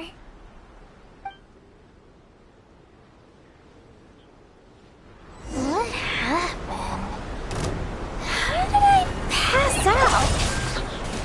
Never mind. Plumpy, it's time for revenge. You know, this reminds me of when you first arrived in Avidia Forest. You were trying to help a child retrieve a lost toy when you stumbled upon Spino Crocodile territory by mistake. Yeah, I remember. Our first time fighting side by side. Fighting side by side? I seem to recall swooping in to rescue you with a team of forest rangers. Please stop. There's too many of them! I can't believe I used 12 rare items in one battle! Ugh. I shudder to think how this is going to affect this month's accounts. The sight of that glaring deficit might be more than my poor heart can take. Tighnari, how's the situation on your end? We held the line, though it was a close call. But it looks like they're preparing for another attack. Has something happened? They've breached our defenses in the south. The Jinn are pouring in. We're moving the villages to the north as we speak. We're hemmed in. This is getting precarious. Our margin for error just got a lot smaller. That's why we wanted to confirm your status. We need to consider our next move carefully. Bad news! Another line of defense has been breached. Kale, go with them and assess the situation. Dory and I will hold the line here. But Master! Even with 3 of us, we barely managed to— This is not a discussion, Kale. Don't worry about us. She clearly still has plenty of tricks left up her sleeve. Wait! You can't pin all your hopes on me! Oh, great. I've almost run out of the things I brought with me, and the rest is back at the caravan. I should be able to hold out for a little longer, but still... Master! Need any help? Huh? What is it, Kale? If things continue like this, it won't be long before Aru village is overrun by Jinn, and the sandstorms are sure to follow in their wake. I do have a plan, but I can't guarantee it will work. I don't care, whoever you are. Please just help us. The only one who can help is you. I am merely here to guide you along the correct path. I am a spirit created at the beginning. I am a flickering illusion. I am the shimmering light that flows from the eyes of the Creator. What do you mean? It doesn't matter. You don't need to understand it. Just repeat after me, one line at a time. Watch out! Jinn incoming! I am a spirit created at the beginning. Here goes nothing! I am a spirit created at the beginning. I am a flickering illusion. I am a flickering illusion.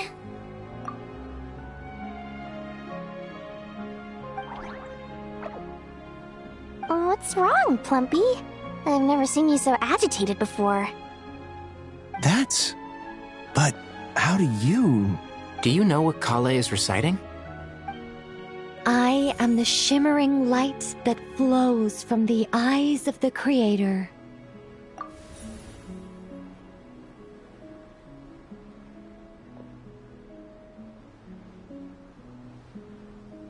I am the shimmering light that flows from the eyes of the Creator!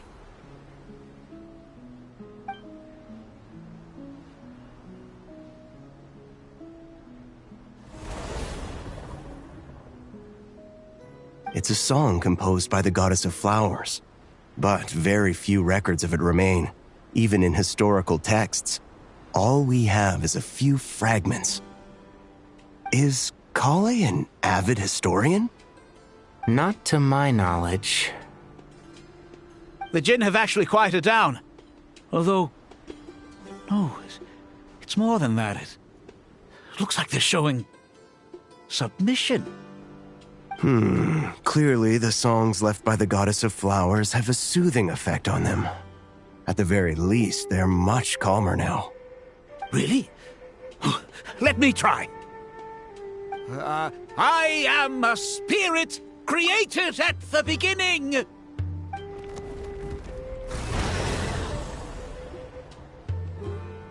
Don't stay away! I'll stop! I'll stop! It seems like the song only works when Kale recites it. But why? Kale.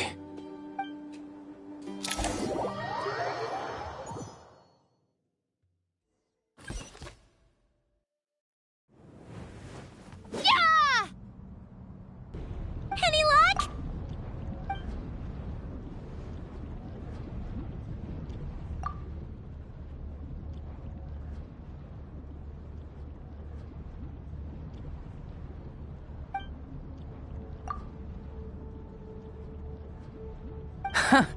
When I heard that loud rumbling in the distance, I thought the shifting sands had bust open the gates to some ancient treasure vault.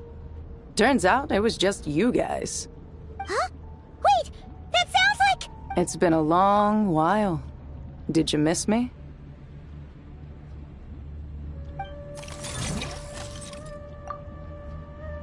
Jet! Ben! Let's save the catching up for later. First, I gotta get you guys out of there. This should be the right mechanism. Ben, can you handle it?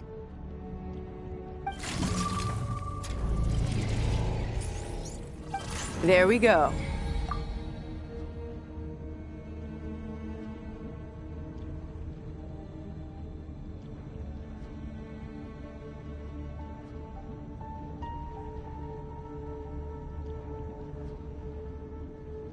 Come on, let's leave this place.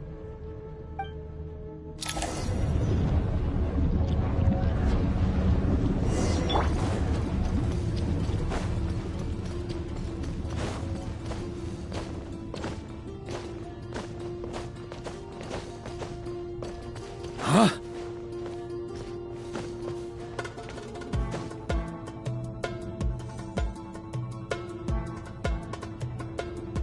Here. Huh?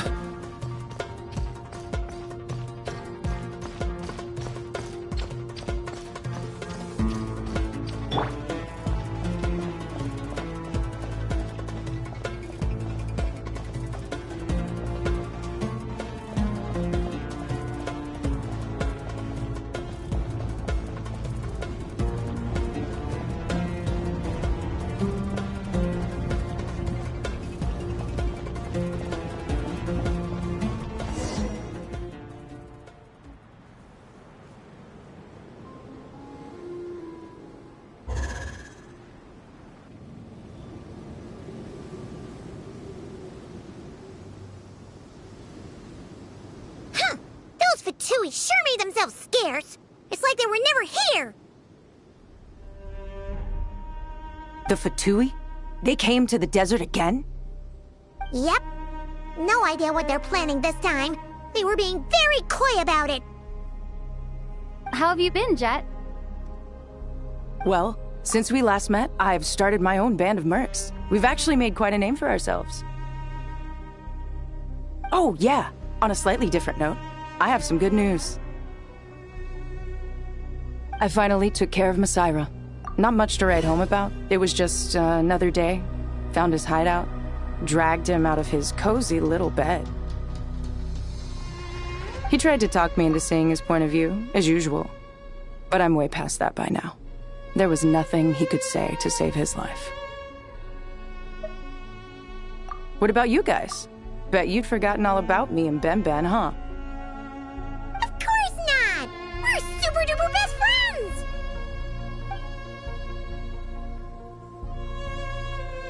Wow. Sounds like I should make time to visit some other nations too. Anyway, what brings you to Gurabat? Oh, right. I almost forgot. We're here to look for Lilupar. That bottle? Seriously? Yeah! We need her power to calm the Jinn and stop the sandstorms. Here's hoping we actually manage to find her, after all the trouble we've been through. Surely, with everything's been going on in Gurabat, she must have woken up, right? Only one way to find out.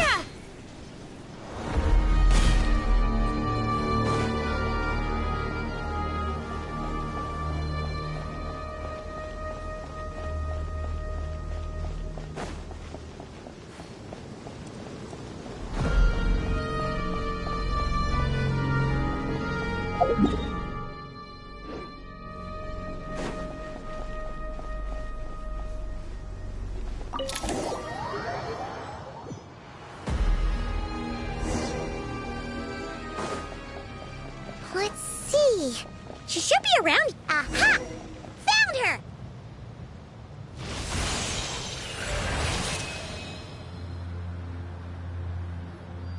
Lillipar! What a long dream that was. It's been a while, my master. Oh, and you're here too, little wildcat. The four of us back together again. Imagine that. After we last parted ways, I merged with the land beneath Gurabad to suppress the dark calamity stirring in the depths. It rekindled the flame of vengeance within the Jinn, depriving Gurabad of any hope of peace. I fought against it for a long, long time, until one day, I sensed a change in a foreign land to the west. Suddenly, the pitch-black abyss fell silent.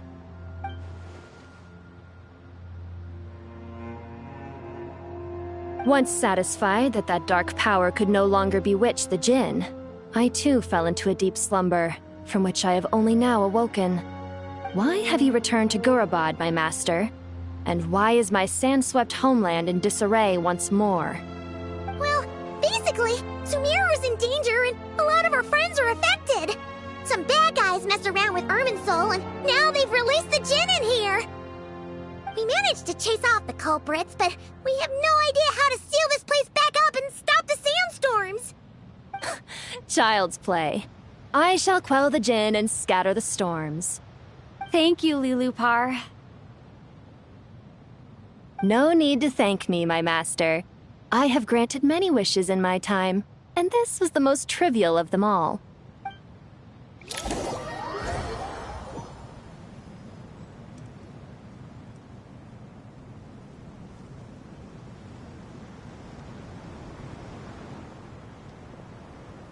The sandstorm's gone.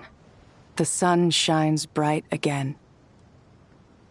When I said that we'd meet again under a lovelier sun, this was exactly how I imagined it. Yay! Although, honestly, Paimon would love to hang out with you more, even if the weather sucked. Well, there shouldn't be any more Jinn breaking out, right? Are we okay to head back?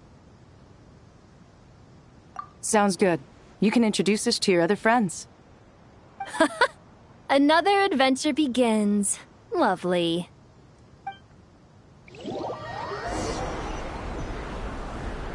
The storms have stopped! We should be able to get to the Temple of Silence without any problems now. Time to regroup!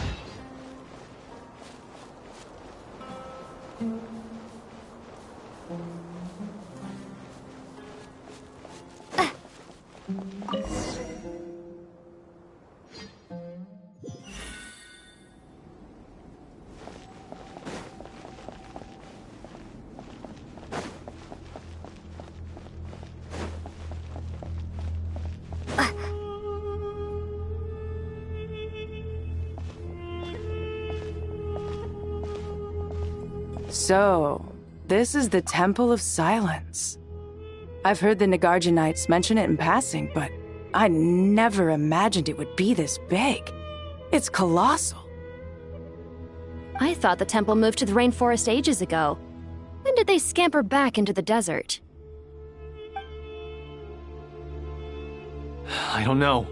This plan sounds a little too risky for my liking.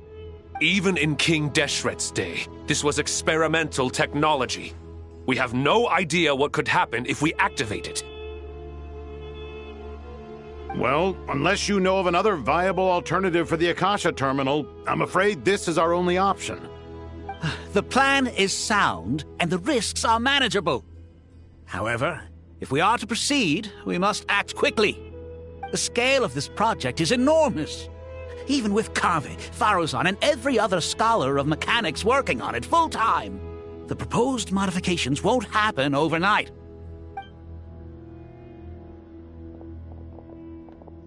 You're back. Everything all right? And who are they? Friends of yours? Pretty much everyone in the Temple of Silence is. This guy's Kaveh, and the one next to him is Alhaitham. Hello, I'm Jet, and this is Lilupar. Oh, a famous name from the history books. Pleased to meet you. A friend of a friend is a friend of mine, as they say. Who's they? Huh? Do people not say that? Not in the desert. Friends you can trust, but friends of friends? Gotta keep an eye on them. Still, I do trust the Traveler's judgment. I'm sure you're good people. The sandstorms have calmed down. I take it the Gurabad problem is resolved? What did you find? And after getting all smarmy with us, he trapped us there. Luckily, Jet used the mechanism outside to free us, and then we got Lilupar to put a stop to the chaos. Wow. Thanks for being there to help them. So, this mystery man openly admitted that he was merely a Harbinger subordinate. Yeah? Is there something weird about that?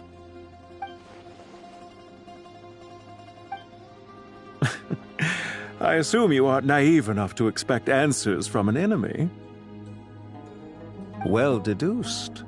Our commander, Dottore, died in Nod-Krai. Are you wondering about his true identity? Or do you think there's a big conspiracy behind all this? I wouldn't go as far as to call it a conspiracy. Just the simple fact that having someone to shift the blame on tends to prove useful should trouble come knocking later. The most important thing for now is to solve the immediate problem. Perhaps that man knew you wouldn't have the resources to investigate his background and so didn't put much effort into disguising himself. This is all getting a little cryptic for me. I'll let you guys talk while I take a walk with Lilupar.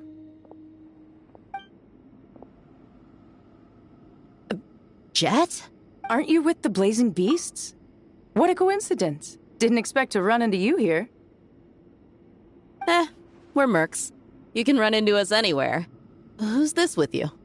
So, did you find the solution you were looking for in the Temple of Silence? You bet we did.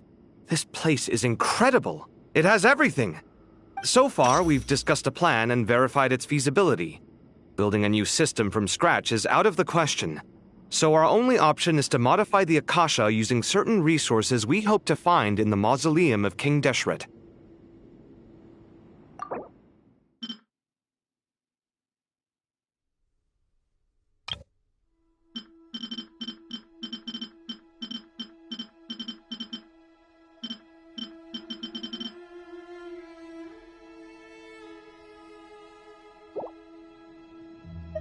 According to certain sources in the Temple of Silence, there is a core device in King Deshret's mausoleum known as Aru.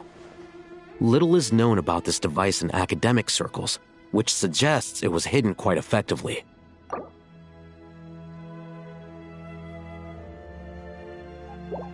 If these sources prove correct, the energy contained within Aru may be sufficient to power our Akasha renovation plan.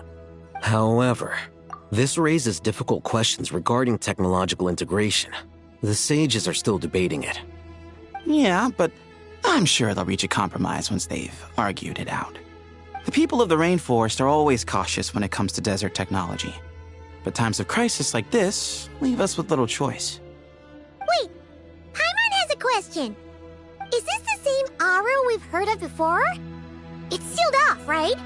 Some sort of prison where the Goat King, Ibis King, and Crocodile King are locked up. Well remembered. Yes, that's exactly right. According to our records, Aru was the most brilliant creation King Deshret ever conceived of. Built by divine and mortal artisans working together. It was a miraculous accomplishment, and it lies hidden deep within the king's mausoleum to this day. That being said, what Aru actually does and why it was built, those are deep secrets we are not privy to. Until recently, I wouldn't have been optimistic that the place even exists. The only reason I'm inclined to believe it now is because we heard it from the Ibis King Thoth himself at his temple. The tale of how the 3 retainers of Al-Akhmar were imprisoned in Aru. Paimon totally gets that. When Paimon first heard about it, she thought it sounded pretty unbelievable too. Do you guys still remember that? The Ibis King told us they were trapped in Aru and that they had to answer 3 questions to get out. I think I remember. What causes our rise and fall? What obliterates love and hate? And what determines truth and falsehood? Those were the 3 questions, right? Yeah. If only Nefer were here. She's dealt with the Ibis King before, so she might know more. Oh, Nefer's a friend we met in Nod-Krai. Nod-Krai? Funny. She showed up here earlier. Huh? Yeah. Had another lady with her, too. Both said they knew you. They contacted the sages, claiming they might be able to offer some assistance. Really? They came here to help out? Yes, really. It was just before you got back. One of them said she's made Nod-Krai her home. If she's the person you were talking about, then... Looks like betting on Aru was the right choice. See? They're right over there.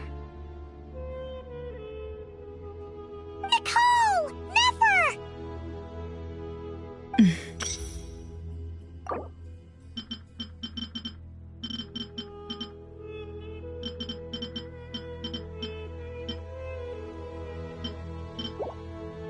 Why, hello!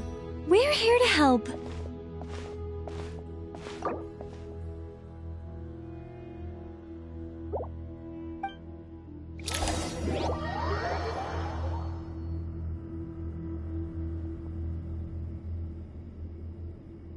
It's a good thing we left early. We almost got locked out. Locked out? What do you mean? Oh, you haven't heard? An invisible barrier has appeared around Sumeru's borders, cutting off all travel in and out. No one can leave and no one can enter. Sumeru has become a lonely island. Are the Fatui behind this too? Actually, no. This has nothing to do with them. I suspect it's a defense mechanism within Irminsul itself. Irminsul is the source of Tevat's ley lines, after all, and Sumeru is the nation closest to it.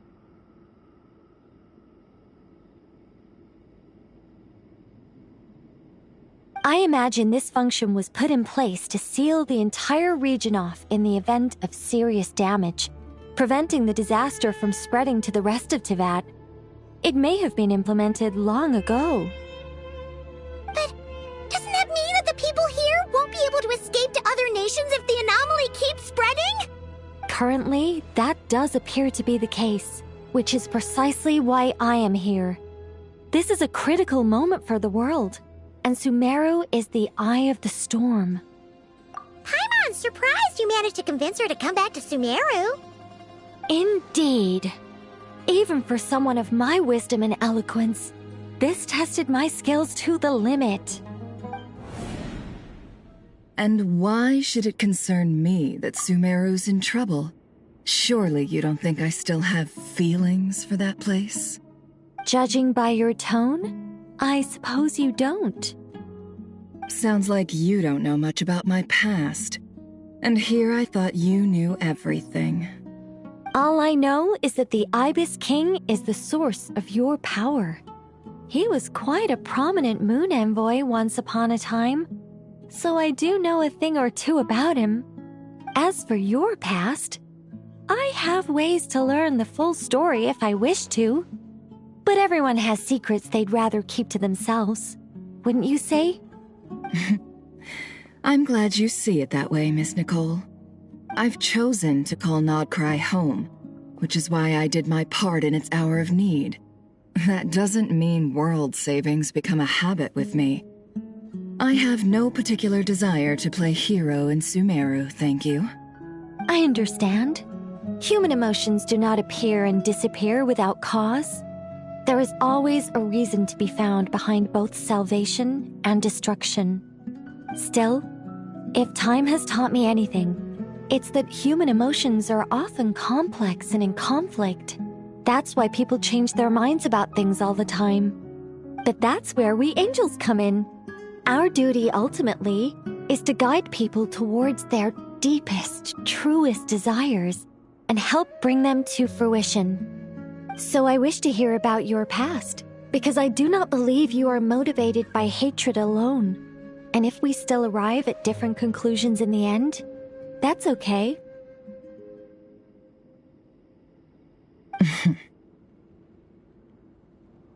I refuse. Wait, what? But I set the atmosphere and everything. Isn't this supposed to be the moment when we finally open up to one another? Is it? Maybe I'm not so good at reading the atmosphere. You're right, Nicole. There's more to me than just hatred. Had it consumed me, I'd be left stuck in the past forever, never living in the present. But I don't think that your guidance can change my mind. The all-consuming sands, the bloodshed, both deserved and undeserved. Those old emotions cling to me like a shadow. Do you wish to shake them off? No.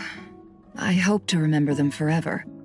Those emotions and memories shaped me into the person I am today.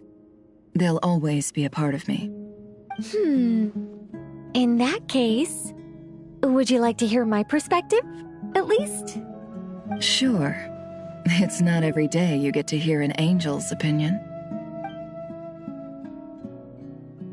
A long, long time ago, when the angels still walked freely upon the earth, I found life tedious.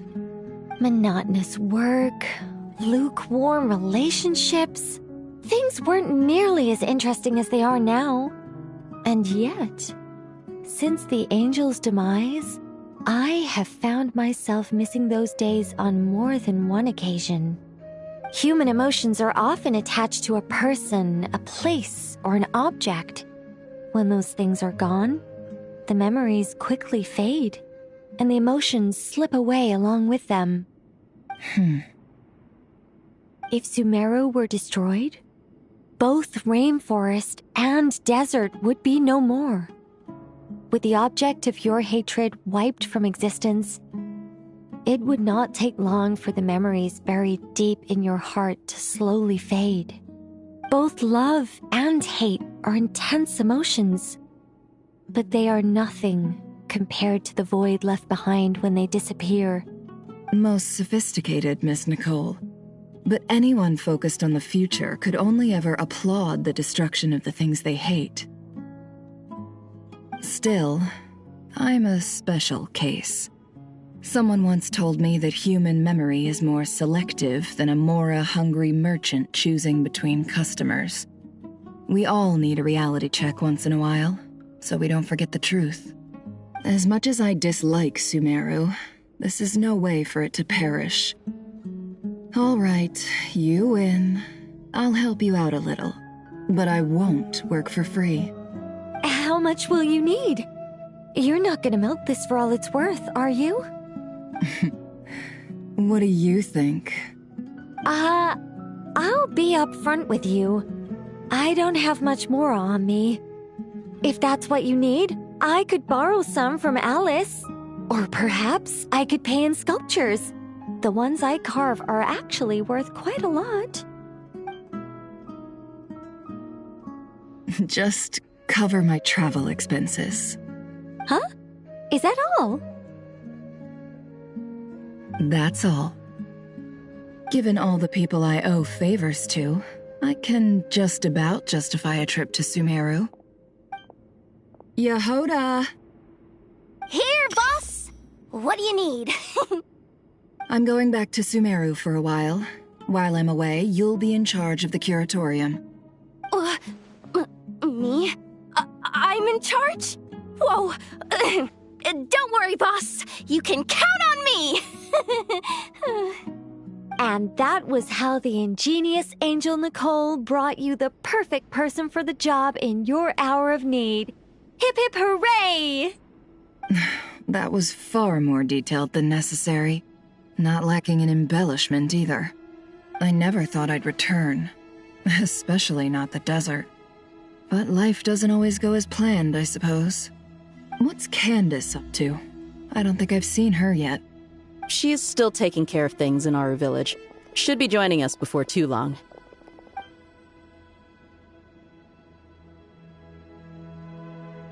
Oh, and sorry. Hope we're not interrupting anything.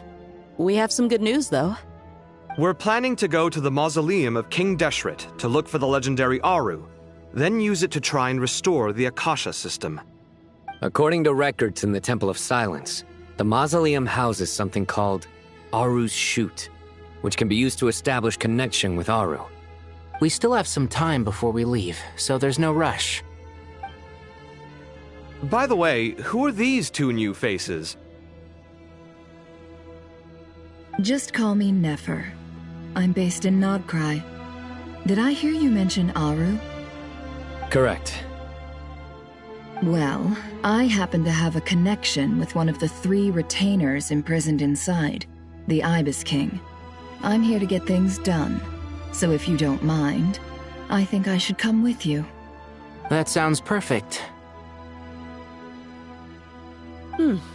Miss Nefer, are you from the desert by any chance?